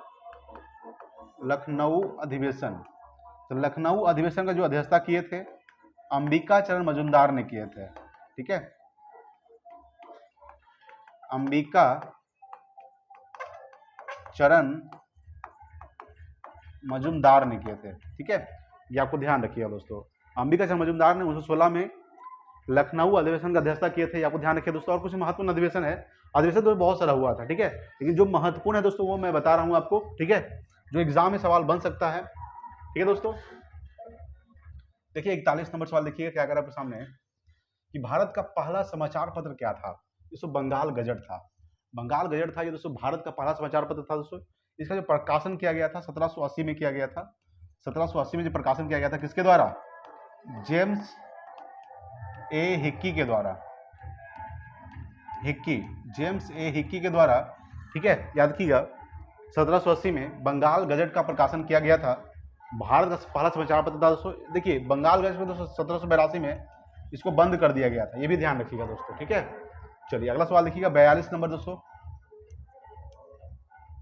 अभी शादी का सीजन चल रहा है इसलिए दोस्तों बगल में डीजे बज रहा है, बहुत दोस्तों साउंड में है, ठीक है, पढ़ाना तो है ही दोस्तों। देखिए अगला सवाल देखिएगा क्या अगर आपके सामने, मैनेज कीजिएगा दोस्तों, थोड़ा अगर साउंड जाएगा दोस्तों थोड़ा सा मैनेज कीजिएगा, ठीक है, ये नहीं कि वीडियो को छोड़कर यहीं से भाग जाएं, ठीक है दोस्तों। देखिए 42 नंबर सवाल आपके सामने है कि फेबियन सोशलिज्म का नेतृत्व किसने किया था? दोस्तों ये किए थे, याद रखिएगा, जॉर्ज बर्नार्ड शॉ ने किए थे। जॉर्ज बर्नार्ड शॉ ने क्या किए थे? फेबियन सोशलिज्म का नेतृत्व किए थे दोस्तों, ठीक है, याद रखिएगा। मुझे दोस्तों कि वैज्ञानिक समाजवाद का संस्थापक कौन था? तो कार्ल मार्क्स था, ठीक है, वैज्ञानिक समाजवाद का संस्थापक कौन था? Karl Marx. वैज्ञानिक समाजवाद के संस्थापक कौन थे? Karl Marx. वैज्ञानिक समाजवाद के संस्थापक, वैज्ञानिक समाजवाद के संस्थापक, वैज्ञानिक समाजवाद के संस्थापक कौन थे दोस्तों आपका? तो कार्ल मार्क्स जो थे ये वैज्ञानिक समाजवाद के संस्थापक थे। याद रखिए दोस्तों सवाल पूछेगा कि रॉबर्ट ओवेन को क्या कहा जाता है? याद रखिएगा, तो रॉबर्ट ओवेन को समाजवाद शब्द का प्रथम प्रयोग किसने दिया था? तो समाजवाद का जो प्रथम प्रयोग किया था वो रॉबर्ट ओवेन ने किए थे। याद रखिएगा, समाजवाद, समाजवाद शब्द का प्रथम प्रयोग किसने किया था? तो रॉबर्ट ओवेन ने किया था, ठीक है, ये आपको ध्यान रखिएगा। चलिए अगला सवाल देखिएगा दोस्तों 43 नंबर सवाल देखिए। 43 आपके सामने है कि भारत में नागरिक सेवा का जनक किसे माना जाता है दोस्तों? तो भारत में जो नागरिक सेवा का जनक माना जाता है वो लॉर्ड कॉर्नवालिस को माना जाता है। ठीक है, याद रखिएगा। सिविल सेवा का जनक किसे माना जाता है? तो सिविल सेवा का जनक दोस्तों किसे माना जाता है? सिविल, याद रखिएगा, सिविल सेवा का जनक, सिविल सेवा का जनक किसे माना जाता है? आपका लॉर्ड कॉर्नवालिस को माना जाता है। लॉर्ड वेलेस्ली को दोस्तों सहायक संधि का जनक कहा जाता है। सहायक संधि का जनक किसे कहा जाता है? लॉर्ड वेलेस्ली को। ठीक है, लॉर्ड कर्जन के समय दोस्तों क्या हुआ था? तो 1905 में बंगाल विभाजन हुआ था। ठीक है, बंगाल विभाजन जो हुआ था 1905 में, बंगाल विभाजन, बंगाल विभाजन दोस्तों प्रभावी कब हुआ था? तो बंगाल विभाजन में प्रभावी हुआ था, याद रखिएगा, 16 अक्टूबर 1905 को हुआ था। 16 अक्टूबर 1905 को बंगाल विभाजन प्रभावी हुआ था। ठीक है, और मेन रूप से दोस्तों याद रखिएगा, बंगाल विभाजन को रद्द किसने किया था? तो रद्द किए थे 1911 में, किसके द्वारा? तो लॉर्ड हार्डिंग द्वितीय के द्वारा। ठीक है, लॉर्ड हार्डिंग द्वितीय ने बंगाल विभाजन को रद्द कर दिया था। ठीक है, स्थानीय स्वशासन का जनक किसे कहा जाता है? तो लॉर्ड रिपन को स्थानीय स्वशासन का जनक कहा जाता है। किसे कहा जाता है? तो लॉर्ड रिपन को कहा जाता है। ठीक है, ये आपको ध्यान रखिएगा। पूछेगा सवाल दोस्तों कि दशकीय आधार पर जनगणना शुरू हुआ था। दशकीय आधार पर जनगणना किसके समय हुआ था? 1881 में शुरू हुआ था, लॉर्ड रिपन के समय में हुआ था। ठीक है, वर्ना कूलर प्रेस एक्ट रद्द किसने किया था? याद रखिएगा, वर्ना कूलर प्रेस एक्ट रद्द किए थे लॉर्ड रिपन के द्वारा किया गया था। ठीक है, ये कुछ इंपॉर्टेंट पॉइंट है जो आपको ध्यान रखना। सबसे पहले बात करेंगे कि भारत में नागरिक सेवक जनक किसे कहा जाता है? तो लॉर्ड कॉर्नवालिस को भारत में नागरिक सेवक जनक कहा जाता है। सिविल सेवक जनक भी लॉर्ड कॉर्नवालिस को ही कहा जाता है। सहायक संधि का जनक लॉर्ड वेलेस्ली को कहा जाता है। लॉर्ड कर्जन में क्या हुआ था? बंगाल विभाजन हुआ था 1905 में। बंगाल विभाजन को रद्द किया गया था 1911 में लॉर्ड हार्डिंग द्वितीय के द्वारा। 1911 में दोस्तों एक डॉट ये भी याद रखिएगा कि भारत की राजधानी दिल्ली स्थानांतरित हुई थी 1911 में, लेकिन भारत की राजधानी दिल्ली बन गई थी 1912 में। ठीक है, ये आपको ध्यान रखिए। उसके बाद दोस्तों लॉर्ड रिपन के समय में क्या हुआ था? तो स्थानीय स्वशासन जनक कहा जाता है लॉर्ड रिपन को। दशकीय आधार पर जनगणना शुरू हुआ था 1981 में। प्रथम जनगणना आपको पता होगा 1872 में हुआ था, लॉर्ड मेयो के काल में हुआ था। वर्ना कूलर प्रेस एक्ट रद्द किसने किया था? लॉर्ड रिपन ने रद्द किया था। ठीक है, ये आपको ध्यान रखिएगा। चलिए आगे बात करते हैं। 44 नंबर सवाल देखिएगा। देखिए 44 दोस्तों मिलान करने वाला आपके सामने, सूची 1 को सूची 2 के साथ मिलान कीजिए। विश्व भारती दोस्तों याद कीजिएगा, इन्होंने क्या किए थे? तो रविंद्रनाथ ठाकुर ने क्या किए थे? दोस्तों संस्था है क्या? विश्व भारती हो गया, अभिनव भारत हो गया, वेद समाज, देव समाज, दोस्तों आपका संस्था है, इसका दोस्तों संस्थापक है। ठीक है, आपको ध्यान रखिएगा। तो विश्व भारती का स्थापना किसने किए थे? रविंद्रनाथ ठाकुर ने किए थे। ठीक है, याद रखिएगा। अभिनव भारत का स्थापना किसने किए थे? तो वीडी सावरकर ने किए थे। ठीक है, वेद समाज का स्थापना किसने किए थे? तो केशव चंद्र सेन ने किए थे। और देव समाज का स्थापना किए थे पंडित शिव नारायण अग्निहोत्री। ठीक है, ये आपको ध्यान रखिएगा। चलिए अगला सवाल देखिए दोस्तों, आपके सामने क्या कर रहा है? 45 नंबर सवाल। 45 आपके सामने है कि निम्नलिखित में से कौन सुमेलित नहीं है? ठीक है, देखिए बात करेंगे यहाँ पे। शासन की जो संसदीय प्रणाली है दोस्तों कहाँ से लिया गया था? ये आपका ब्रिटेन से लिया गया दोस्तों, आपका सही है। राज्य के नीति निर्देशक तत्व दोस्तों कहाँ से लिया गया है? ये आयरलैंड से लिया गया दोस्तों, ये भी सही है आपका। ठीक है, याद रखिएगा। समवर्ती सूची का अवधारणा दोस्तों कहाँ से लिया गया है? ऑस्ट्रिक्स वहां से, ये भी सही है। मौलिक कर्तव्य विचार दोस्तों अमेरिका के संविधान से नहीं लिया गया है, ऑप्शन नंबर दोस्तों डी हो जाएगा। देखिए मौलिक कर्तव्य का जो विचार है ये आपका रूस के संविधान से लिया गया है। ठीक है, ये आपको ध्यान रखिएगा। पूछेगा सवाल, यहाँ पे कुछ बात करते हैं। सबसे पहले बात करेंगे दोस्तों यहाँ से, राज्य के नीति निर्देशक तत्व। ठीक है दोस्तों, देखिए इसका जो उल्लेख किया गया है भाग 4 में है। भाग 4 में अनुच्छेद दोस्तों, अनुच्छेद याद रखिएगा, अनुच्छेद 36 से 51 तक, 36 से 51 तक किसका उल्लेख किया गया है? राज्य के नीति निर्देशक तत्व कहाँ से लिया गया है? आयरलैंड से लिया गया है। आयरलैंड का दोस्तों राजधानी भी ध्यान रखिएगा डबलिन होता है, डबलिन। ठीक है, ये भी थोड़ा सा आपको ध्यान रखना है। बात करें दोस्तों अगला देखिए, समवर्ती सूची दोस्तों याद रखिएगा। समवर्ती सूची में दोस्तों कितने विषय होते हैं? इसमें जो विषय है वो आपका 52 विषय है। कितने विषय हैं? 52, ठीक है। इसे जो लिया गया दोस्तों आपका ऑस्ट्रेलिया से लिया गया है, ठीक है। ऑस्ट्रेलिया से दोस्तों और क्या क्या लिया गया? याद रखिएगा दोस्तों, ऑस्ट्रेलिया से लिया गया आपका व्यापार वाणिज्य, व्यापार वाणिज्य जो लिया गया है, याद रखिएगा ऑस्ट्रेलिया से ही लिया गया दोस्तों। प्रस्तावना की भाषा, ये भी ऑस्ट्रेलिया से लिया गया है। उसके बाद दोस्तों ऑस्ट्रेलिया से क्या लिया गया है? समागम की स्वतंत्रता,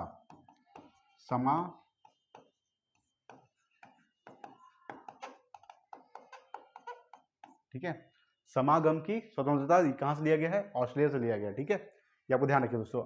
अमेरिका से क्या क्या लिया गया? याद रखिएगा, जैसे पूछेगा दोस्तों, मौलिक अधिकार लिया गया है, मौलिक कर्तव्य नहीं बल्कि मौलिक अधिकार लिया गया है, ठीक है। ये आपको ध्यान रखिए दोस्तों। प्रस्तावना लिया गया है, प्रस्तावना, ठीक है, प्रस्तावना, मौलिक अधिकार, दोस्तों कहां से लिया गया है आपका? ये उद्देशिका दोस्तों कहां से लिया गया है? अमेरिका से लिया गया है, ठीक है।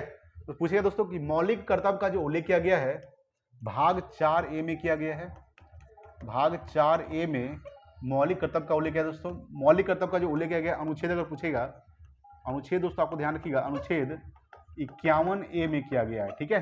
ये आपको ध्यान रखिएगा, अनुच्छेद 51A में मौलिक कर्तव्य का उल्लेख किया दोस्तों। 100 रूस के संविधान से लिया गया है दोस्तों। वर्तमान में कितने, पहले कितने मौलिक कर्तव्य थे? तो पहले 10 मौलिक कर्तव्य थे। तो 10 जो मौलिक कर्तव्य जोड़ा गया था, जो संविधान दर्जा दिया गया था, 42वां संविधान संशोधन, कॉन्स्टिट्यूशन अमेंडमेंट 1976, याद रखिएगा, यानी कि 42वां संविधान संशोधन, ठीक है, 42वां संविधान संशोधन 1976 के द्वारा 10 मौलिक कर्तव्य को जोड़ा गया था दोस्तों। 11वां जो मौलिक कर्तव्य जोड़ा गया था, 11वां जो मौलिक कर्तव्य जोड़ा गया था, याद रखिएगा, 86वां संविधान संशोधन, कॉन्स्टिट्यूशन अमेंडमेंट, 86वां संविधान संशोधन 2002 के द्वारा जोड़ा गया था, ठीक है, ठीक है। याद रखिएगा 86वां संविधान संशोधन 2002 के द्वारा, ठीक है दोस्तों, 11वां मौलिक कर्तव्य जोड़ा गया था। ये आपको ध्यान रखिएगा दोस्तों। तो वर्तमान में मौलिक कर्तव्य कितने हैं? तो वर्तमान दोस्तों 11 मौलिक कर्तव्य है, ये आपको ध्यान रखिएगा दोस्तों, ठीक है। अच्छा दोस्तों, समवर्ती सूची का जो उल्लेख किया गया है, समवर्ती सूची, संघ सूची, राज्य सूची, समवर्ती सूची, तीनों का जो उल्लेख किया गया है वो आपके 7वीं अनुसूची में किया गया है। संघ सूची में दोस्तों विषय 100 होते हैं, राज्य सूची में दोस्तों 61 विषय होते हैं और समवर्ती सूची में 52 विषय होते हैं।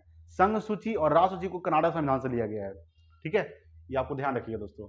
तो राज्य के नीति निर्देशक तत्व कहां से लिया गया है? आयरलैंड के संविधान से। चलिए आगे बात करेंगे। 46 नंबर सवाल देखिए। 46 आपके सामने है कि धन विधेयक के संबंध में विशेष प्रक्रिया संविधान के किस अनुच्छेद में वर्णित किया गया है? अनुच्छेद 109 में है, अनुच्छेद 109 में, ठीक है। अनुच्छेद 110 में क्या है दोस्तों? धन विधेयक, ठीक है। धन विधेयक जो है ये आपका अनुच्छेद 110 में है। अनुच्छेद 112 में दोस्तों क्या है? देखिए, संविधान में दोस्तों बजट का उल्लेख नहीं किया गया, बल्कि बजट की जगह पे अनुच्छेद 112 में वार्षिक वित्तीय विवरण का उल्लेख किया गया, वार्षिक वित्तीय विवरण का उल्लेख किया गया, ठीक है। ये आपको ध्यान रखिएगा। अनुच्छेद 280 में क्या है दोस्तों?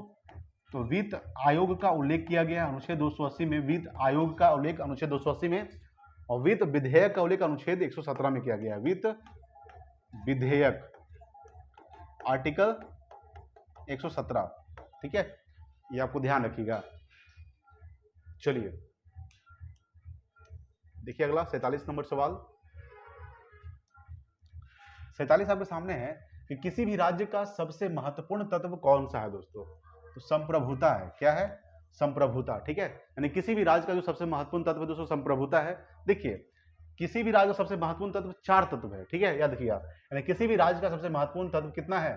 तो 4 महत्वपूर्ण तत्व है, 4 महत्वपूर्ण तत्व है। कौन कौन सा है दोस्तों? सबसे पहला आपको याद रखिएगा, ये है जनसंख्या, जनसंख्या, जनसंख्या दोस्तों। दूसरा क्या हो जाएगा आपका? भूभाग हो जाएगा, भूभाग, ठीक है। तीसरा क्या हो जाएगा आपका? सरकार हो जाएगा, और चौथा जो आपका हो जाएगा वो दोस्तों संप्रभुता हो जाएगा, संप्रभुता, ठीक है। ये आपको ध्यान रखिए दोस्तों। सवाल पूछेगा दोस्तों आपसे, यहाँ पे सवाल ये पूछेगा सबसे महत्वपूर्ण कौन सा है दोस्तों? संप्रभुता सबसे महत्वपूर्ण माना जाता है, यानी कि ऑप्शन नंबर इसका डी हो जाएगा। देखिए, भारत क्या दोस्तों आजादी से पहले संप्रभुत्व नहीं था, ठीक है। आजादी से पहले क्या था? संप्रभुत्व नहीं था। लेकिन आजादी की बात क्या है तो भारत एक संपूर्ण राष्ट्र है, ठीक है। भारत दोस्तों ऑप्शन नंबर इसका डी महत्वपूर्ण है 47 का। चलिए आगे बात करेंगे। अगला सवाल देखिए 48 नंबर सवाल। 48 आपके सामने है कि संविधान के प्रथम अनुच्छेद के अनुसार भारत क्या है? तो राज्यों का संघ है। क्या है? राज्यों का समूह है। राज्यों का समूह है, राज्यों का संघ है। ठीक है, ये आपको ध्यान रखिएगा। पूछेगा सवाल कि वर्तमान भारत में 28 राज्य है और 8 केंद्र शासित प्रदेश है। ठीक है, ये आपको ध्यान रखिएगा। चलिए देखिए अगला सवाल 49 नंबर। 49 आपके सामने है कि धर्म आदि के आधार पर विभेद या प्रतिषेध एक मूल अधिकार है, निम्न में से किसके अधीन वर्गीकृत किया गया है? देखिए आपको पता होना चाहिए दोस्तों, मूल अधिकार कितने वर्तमान में? तो वर्तमान में दोस्तों 6 मूल अधिकार है। कितने मूल अधिकार है? 6 मूल अधिकार का भी हम दोस्तों बताए हैं आपको कि इसे लिया गया है अमेरिका के संविधान से लिया गया है मूल अधिकार को। मूल अधिकार का जो उल्लेख किया गया है आर्टिकल यानी कि अनुच्छेद 12 से लेकर अनुच्छेद 35 तक। ठीक है, अनुच्छेद 12 से अनुच्छेद 35 तक, अनुच्छेद 12 से अनुच्छेद 35 तक किसका उल्लेख किया गया है आपका? तो मूल अधिकार का उल्लेख किया गया है। ठीक है, यहाँ पे पूछ रहा है दोस्तों आपका धर्म के आधार पर बात कर रहा है। ठीक है, इसमें दोस्तों समता का अधिकार में आ जाएगा। किसमें आ जाएगा? Option number C. दोस्तों समता का जो अधिकार है याद रखिएगा कहां से कहां तक है? तो आर्टिकल 14 से 18 तक। ठीक है, और दोस्तों आर्टिकल 15 में ही कहा गया है, आर्टिकल 15 में क्या कहा गया है? तो आर्टिकल 15 में कहा गया है कि धर्म के आधार पर, जाति के आधार पर, लिंग के आधार पर, ठीक है, किसी से भेदभाव नहीं करना है, यानी भेदभाव करना प्रतिषेध है। ठीक है, तो दोस्तों गैर कानूनी माना जाएगा, ये आपको ध्यान रखिएगा। धर्म के आधार पर, जाति के आधार पर, लिंग के आधार पर भेदभाव नहीं करना, जैसे आर्टिकल 15 में है। तो दोस्तों आर्टिकल 15 में किस में आ जाएगा? 14 से 18 तक समानता का अधिकार में आ जाएगा। आपको पता है कि कितने मूल अधिकार है? तो आपका अब देख लेते हैं कौन कौन सा। ये दोस्तों समानता का अधिकार हो गया। उसके बाद दोस्तों कौन सा आता है? स्वतंत्रता का अधिकार, याद रखिएगा आर्टिकल यानी कि अनुच्छेद याद रखिएगा 19 से 22 तक है दोस्तों, 19 से 22 तक। ठीक है, उसके बाद दोस्तों स्वतंत्रता के बाद दोस्तों क्या आता है आपका? शोषण के विरुद्ध अधिकार, यह अनुच्छेद 23-24 में है। ठीक है, अनुच्छेद 23 से 24 है दोस्तों। और उसके बाद आता था आपका धर्म की स्वतंत्रता का अधिकार दोस्तों, किसमें है? आर्टिकल यानी कि अनुच्छेद, याद रखिएगा अनुच्छेद 12 से अनुच्छेद 25 से 28। ठीक है, तो किसमें है? आपका धर्म की स्वतंत्रता का अधिकार है। उसके बाद दोस्तों आपका आ जाता है शिक्षा एवं संस्कृति का अधिकार। ठीक है, यहां पे लिख देते हैं शिक्षा एवं संस्कृति का अधिकार। ये किसमें है दोस्तों आपका? ये आपका है 29-30 में, आर्टिकल 29 से 30 में है। ठीक है, ये आपको ध्यान रखें दोस्तों। उसके बाद संपत्ति का भी अधिकार था दोस्तों। ठीक है, लेकिन उसको हटा के अनुच्छेद 300 में डाल दिया गया है। ठीक है, 44वां संविधान संशोधन 1978 के द्वारा संपत्ति के अधिकार को हटाकर अनुच्छेद 300 में डाल दिया गया दोस्तों, और उसे विधिक अधिकार बना दिया गया है। ठीक है, ये आपको ध्यान रखिएगा दोस्तों। उसके बाद एक लास्ट में और है, ये कितना हो गया? 5 हो गया दोस्तों। छठा क्या हो जाएगा आपका? तो छठा आपका है संवैधानिक उपचारों का अधिकार। ठीक है, संवैधानिक उपचारों का अधिकार किसमें है? ये आपका आर्टिकल 32 में है। ठीक है, और आर्टिकल 32 को संविधान का आत्मा कहा जाता है। चलिए समझ गए होंगे। देखिए अगला सवाल 50 नंबर। 50 आपके सामने है कि संविधान में कल्याणकारी राज्य की संकल्पना का समावेशन निम्न में से किसके अंतर्गत किया जाता है? तो ऑप्शन नंबर इसका बी हो जाएगा, राज्य के नीति निर्देशक तत्व। अभी हम बात किए थे, कहां से लिया गया इसको? राज्य के नीति निर्देशक तत्व को इसे लिया गया है आयरलैंड के संविधान से। कहां से लिया गया है? तो आयरलैंड के संविधान से लिया गया दोस्तों।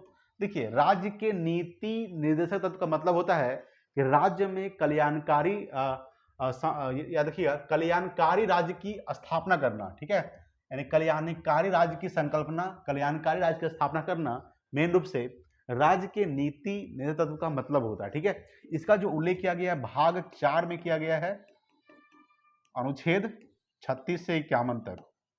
अनुच्छेद 36 से 51 तक। ठीक है, प्रस्तावना दोस्तों कहां से लिया गया है? तो प्रस्तावना जो लिया गया दोस्तों ये अमेरिका के संविधान से लिया गया है, लेकिन प्रस्तावना की जो भाषा लिया गया है वो ऑस्ट्रेलिया के संविधान से लिया गया है। ठीक है, ये आपको ध्यान रखिएगा। मौलिक कर्तव्य दोस्तों अभी हम बताए थे आपको, ये रूस के संविधान से लिया गया है मौलिक कर्तव्य। इसका जो उल्लेख किया गया है अनुच्छेद 51A में किया गया है। ठीक है, और भाग 4A में किया गया है। भाग 4A में इसका उल्लेख किया गया है। ठीक है, ये आपको ध्यान, पहले कितना मौलिक कर्तव्य था, तो पहले दोस्तों 10 मौलिक कर्तव्य था। जो 10 मौलिक कर्तव्य जोड़ा गया था वो 42वां संविधान संशोधन 1976 के द्वारा, 11वां जो मौलिक कर्तव्य जोड़ा गया है, ठीक है, 86वां संविधान संशोधन 2002 के द्वारा जोड़ा गया है। ये आपको ध्यान रखिएगा दोस्तों। पूछेगा सवाल, ये मौलिक अधिकार दोस्तों कहाँ से लिया गया है? ये दोस्तों अमेरिका के संविधान से लिया गया है मौलिक अधिकार। ठीक है, मौलिक अधिकार का जो उल्लेख किया गया है भाग 3 में किया गया है, और भाग 3 को क्या कहा जाता है? तो भारत का मैग्ना कार्टा कहा जाता है। भारत का मैग्ना कार्टा किसे कहा जाता है? तो आपका भाग 3 को कहा जाता है। मौलिक अधिकार का उल्लेख किया गया है आर्टिकल 12 से 35 तक, 12 से 35 तक इसका उल्लेख किया गया है। ठीक है, चलिए समझ गए होंगे। अगला सवाल देखते हैं, 51 नंबर सवाल देखिए। दोस्तों क्लास पसंद आ रही है कि नहीं? अगर क्लास अच्छा लगता है तो प्लीज वीडियो को शेयर भी कीजिएगा। ठीक है, चलिए 51 नंबर सवाल आपके सामने है कि राष्ट्रपति पर महाभियोग का आरोप संसद के किस सदन द्वारा लगाया जा सकता है? दोस्तों तो राज्य के किसी भी सदन द्वारा लगाया जा सकता है। ठीक है, ये आपको ध्यान रखिएगा। राष्ट्रपति पर जो महाभियोग का आरोप है वो संसद के किसी भी सदन द्वारा लगाया जा सकता है। देखिए राष्ट्रपति जो महाभियोग का प्रक्रिया है ये आर्टिकल यानी कि अनुच्छेद 61 में है। सॉरी दोस्तों, अनुच्छेद 61। ठीक है, अनुच्छेद 61 में कहा गया है कि राष्ट्रपति को महाभियोग की प्रक्रिया द्वारा हटाया जा सकता है। ठीक है, अनुच्छेद 61 में कहा गया है, ये आपको ध्यान रखिएगा। और दोस्तों राष्ट्रपति को जो क्षमादान की शक्ति प्राप्त है, क्षमादान की जो शक्ति प्राप्त है, क्षमादान की शक्ति वो आर्टिकल 72 के तहत प्राप्त है। ठीक है, अनुच्छेद 72 के तहत राष्ट्रपति को क्षमादान की शक्ति प्राप्त है, ये आपको ध्यान रखिएगा। लोकसभा दोस्तों क्या है और राज्यसभा, इसके बारे में थोड़ा सा बात कर लेते हैं। लोकसभा दोस्तों ये निम्न सदन है। क्या है दोस्तों? ये आपका निम्न सदन है। लेकिन दोस्तों राज्यसभा जो है ये आपका उच्च सदन है। क्या है? उच्च सदन, ये आपको ध्यान रखिएगा, उच्च सदन है राज्यसभा। लोकसभा को दोस्तों भंग किया जा सकता है, भंग किया जा सकता है, लेकिन राज्यसभा को भंग नहीं किया जा सकता है, भंग नहीं किया जा सकता है। ठीक है, देखिए लोकसभा का जो उल्लेख किया गया है आर्टिकल 81 में किया गया है, लेकिन इसका जो उल्लेख किया गया है आर्टिकल 80 में किया गया। किसका? तो आपका राज्यसभा का। ठीक है, राज्यसभा का जो कार्यकाल होता है दोस्तों ये 6 वर्ष का, सॉरी राज्यसभा का नहीं बल्कि राज्यसभा के सदस्यों का कार्यकाल, राज्यसभा के सदस्यों का जो कार्यकाल होता है वो आपका 5 वर्ष का होता है, लेकिन लोकसभा के सदस्यों का कार्यकाल, सॉरी राज्यसभा के सदस्यों का कार्यकाल दोस्तों 6 वर्ष का होता है। ठीक है, राज्यसभा के सदस्यों का कार्यकाल 6 वर्ष का होता है और लोकसभा के सदस्यों का कार्यकाल 5 वर्ष का होता है। राज्यसभा का सदस्य बनने के लिए न्यूनतम सीमा कितनी होनी चाहिए? 30 वर्ष होनी चाहिए, लेकिन लोकसभा का सदस्य बनने के लिए न्यूनतम सीमा 25 वर्ष होनी चाहिए। ठीक है, ये आपको ध्यान रखिएगा। समझ गए होंगे दोस्तों। संसद का दोस्तों उल्लेख किसमें किया गया है? तो संसद का जो 79 में किया गया, आर्टिकल 79 में संसद का उल्लेख किया गया, आर्टिकल 79 में। ठीक है, ये आपको ध्यान रखिएगा। प्रधानमंत्री दोस्तों पद का उल्लेख किसमें किया गया है? तो प्रधानमंत्री के जो पद का उल्लेख किया गया है आर्टिकल 75 में किया गया है, 75 में। ठीक है, ये आपको ध्यान रखिएगा। तो राष्ट्रपति पर महाभियोग का आरोप संसद के किस सदन द्वारा लगाया जा सकता है? तो संसद के किसी भी सदन द्वारा लगाया जा सकता है। ठीक है, ये आपको ध्यान रखिएगा। ऑप्शन नंबर इसका 51 का सी हो जाएगा। अगला सवाल देखिएगा 52 नंबर सवाल दोस्तों। अब हम लोग दोस्तों करंट अफेयर्स करने वाले हैं। ठीक है, कुछ करंट अफेयर्स उसको देख लेते हैं। 52 नंबर सवाल आपके सामने है कि हाल ही में कौन सा देश United Nations human right council UNHRC से बाहर हुआ है दोस्तों? तो ये आपका अमेरिका बाहर हुआ है। कौन बाहर हुआ है? अमेरिका। ठीक है, यानी कि United Nations human right council से बाहर हुआ है अमेरिका। दोस्तों अमेरिका की राजधानी क्या होता है?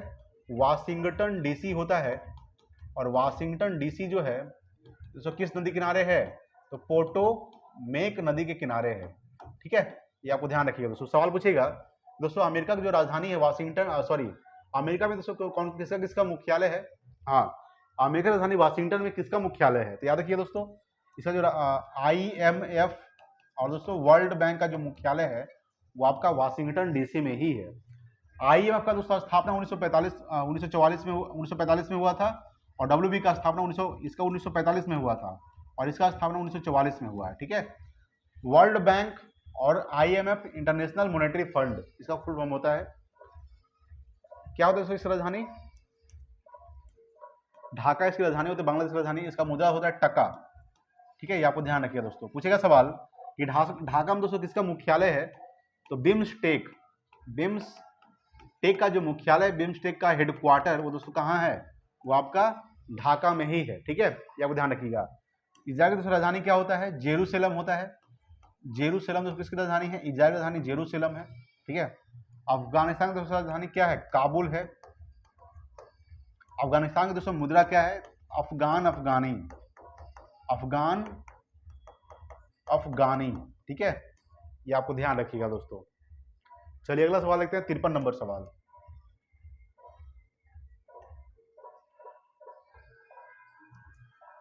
53 आपके सामने है कि हाल ही में डोगरी में साहित्य अकादमी पुरस्कार से सम्मानित किया गया है। किसे सम्मानित किया गया है? तो चमन अरोड़ा को सम्मानित किया गया, ठीक है। चमन अरोड़ा को साहित्य अकादमी पुरस्कार से सम्मानित किया गया है। देखिए अगला सवाल 54 नंबर। 54 आपके सामने है कि हाल ही में विदेशी नागरिकों के लिए कौन सी नई वीजा कैटेगरी लॉन्च किया गया है? तो आयुष वीजा लॉन्च किया गया। कौन सा वीजा? आयुष वीजा, ठीक है। यानी हाल ही में विदेशी नागरिकों के लिए कौन सी नई वीजा कैटेगरी लॉन्च की गई है? आयुष वीजा। देखिए 55 नंबर। 55 आपके सामने है कि हाल ही में कौन सा देश विश्व का दूसरा सबसे बड़ा फोन निर्माता बन गया दोस्तों? भारत बन गया। पहला कौन सा दोस्तों? पहला आपका चाइना है, यानी कि चीन, ठीक है। पहला आपका चीन दोस्तों, दूसरा कौन बन गया? भारत। चीन इसकी राजधानी दोस्तों क्या होता है? बीजिंग होता है। और चीन की दोस्तों मुद्रा क्या होता है? युआन होता है। युआन या फिर दोस्तों रेमनबी बोल सकते हैं, ठीक है। राजधानी दोस्तों मॉस्को। मुद्रा क्या होता है इसका? रूबल होता है। सबसे बड़ा देश दोस्तों कौन सा क्षेत्रफल देश है? रूस है, ठीक है, ये आपको ध्यान रखिएगा। रूस के राष्ट्रपति दोस्तों व्लादिमीर पुतिन। 56 हाल ही में भारत में पहली AI यूनिवर्सिटी कहाँ स्थापित की जाएगी? तो महाराष्ट्र में की जाएगी। कहाँ की जाएगी? महाराष्ट्र में। दोस्तों एलोरा की गुफा कहाँ है? एलोरा की गुफा दोस्तों, और एक आपका अजंता की गुफा। अजंता की गुफा दोस्तों कहाँ है आपका? दोनों महाराष्ट्र में है, महाराष्ट्र के औरंगाबाद में, ठीक है। तेलंगाना दोस्तों स्थापना याद रखिएगा 2 जून 2014 को हुआ था। 2 जून 2014 को तेलंगाना का स्थापना हुआ। छत्तीसगढ़ का स्थापना 1 नवंबर 2000 ईस्वी को छत्तीसगढ़ का स्थापना हुआ था। उड़ीसा का स्थापना 1 अप्रैल 1936 को हुआ है। देखिए अगला सवाल 57 आपके सामने है कि हाल ही में किस IIT ने भारत का पहला कैंसर जीनोम एटलस लॉन्च किया है? तो IIT मद्रास ने किया। किसने किया है? IIT मद्रास, ठीक है। चलिए अगला सवाल देखिएगा 58 नंबर। 58 आपके सामने है कि भारत का पहला सफेद भाग प्रजनन केंद्र हाल ही में कहाँ स्थापित होगा दोस्तों? ये आपका होगा मध्य प्रदेश में। कहाँ होगा? मध्य प्रदेश। सबसे ज्यादा दोस्तों बाघ मध्य प्रदेश में पाया जाता है, और सबसे ज्यादा जो घना जंगल दोस्तों मध्य प्रदेश में ही है, ठीक है, ये आपको ध्यान रखिएगा। चलिए दोस्तों अगला सवाल देखिएगा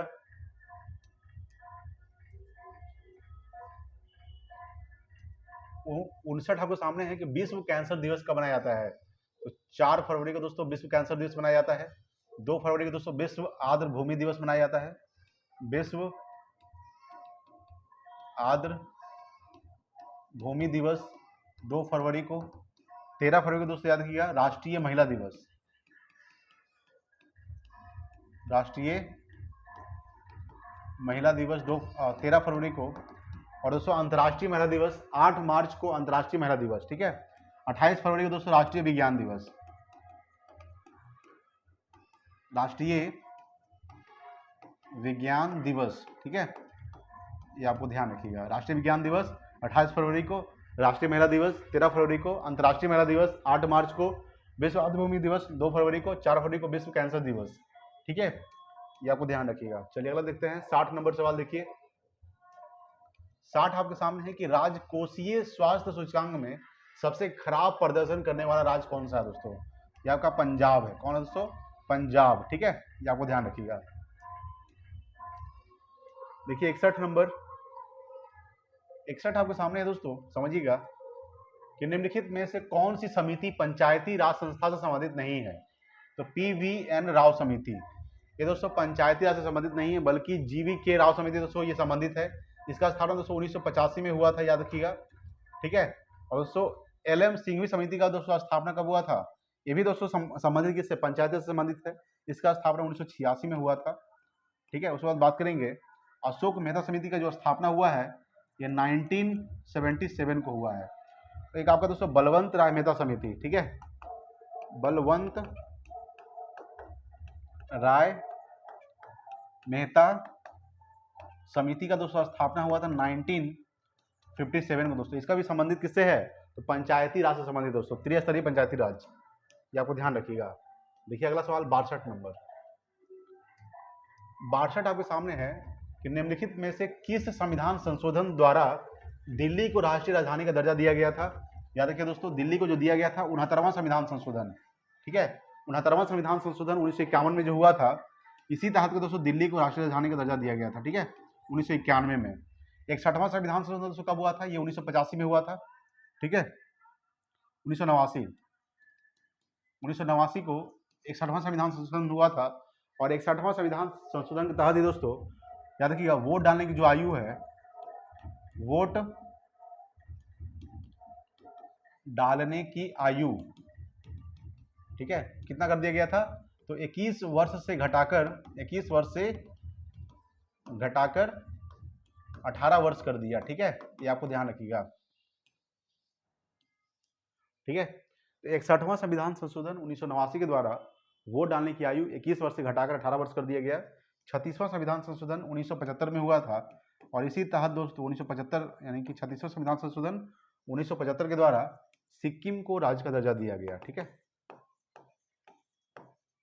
सिक्किम को राज्य का दर्जा दिया गया। 52वां संविधान संशोधन 1985 के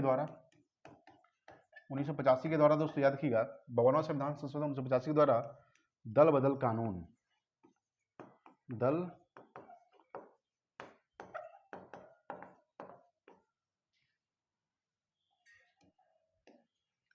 देखिए अगला 63 नंबर, 63 आपके सामने है कि निम्नलिखित में से कौन सुमेलित नहीं है? केंद्रीय अन्वेषण ब्यूरो का स्थापना कब हुआ था? 1963 में हुआ था, ये सही है दोस्तों। केंद्रीय सतर्कता आयोग का स्थापना 1964 में हुआ था, ये भी सही है। भ्रष्टाचार निरोधक कानून का स्थापना 1985 में दोस्तों गलत है, ये 1988 में हुआ था। कब हुआ था? 1988।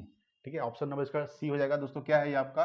सही नहीं है, सुमेलित नहीं है। ठीक है, याद रखिएगा। चलिए अगला देखिए 64 नंबर सवाल, 64 है कि बोहरा समिति का संबंध निम्न में से किससे है? पुलिस सुधार से है, या फिर वित्तीय सुधार से है, राज्यपालों की नियुक्ति से है, या फिर राजनेताओं तथा आपराधिक साठगांठ से? ऑप्शन नंबर डी हो जाएगा इसका, राजनेताओं तथा आपराधिक की साठगांठ से है। ठीक है, बोहरा समिति का संबंध। देखिए आज का लास्ट सवाल दोस्तों, और 65 नंबर सवाल देखिएगा। ठीक है दोस्तों, 65 आपके सामने है दोस्तों कि एक ही राज्य में बहने वाली भारत की सबसे लंबी नदी कौन सी है? दोस्तों आपका लूनी नदी, लूनी नदी दोस्तों मेन रूप से कहाँ बहती है? राजस्थान में दोस्तों बहती है, और कच्छ की खाड़ी, गुजरात की कच्छ की खाड़ी में जाकर विलीन हो जाती है। ठीक है, ये आपको ध्यान रखिएगा। पूछेगा सवाल दोस्तों कि लूनी नदी निकलती कहाँ से है? दोस्तों अरावली पर्वत से निकलती है, याद रखिएगा, अरावली पर्वत से ये निकलती है। ठीक है, और अरावली पर्वत की सबसे ऊंची चोटी क्या है दोस्तों? गुरु शिखर, जिसकी ऊंचाई है 1722 मीटर। ठीक है, ये भी ध्यान रखिएगा दोस्तों। लखनऊ दोस्तों किस नदी किनारे? लखनऊ जो है यानी उत्तर प्रदेश की राजधानी लखनऊ जो है ये आपका गोमती नदी किनारे दोस्तों। ठीक है, इसकी दोस्तों लंबाई कितनी है? 2525 किलोमीटर दोस्तों लंबाई है गंगा नदी का। ठीक है, याद रखिएगा। गंगा नदी को बांग्लादेश में दोस्तों पद्मा के नाम से जाना जाता है। गंगा नदी को बांग्लादेश में पद्मा। सबसे बड़ी दोस्तों सहायक नदी कौन सा है गंगा नदी का? तो यमुना जो है गंगा की सबसे बड़ी सहायक नदी है। ठीक है दोस्तों, हमने टोटल 65 प्रश्नों को दोस्तों डिस्कस किया है। ठीक है, अगर वीडियो आप लोग को अच्छा लगा होगा तो प्लीज़ लाइक कीजिएगा, शेयर कीजिए अपने दोस्तों के पास, और दोस्तों सपोर्ट कीजिए, शेयर कीजिए ज़बरदस्त तरीके से वीडियो को, जहाँ तक आप शेयर कर सकते हैं। ठीक है, थैंक्स फॉर वॉचिंग। जय हिंद, वंदे मातरम।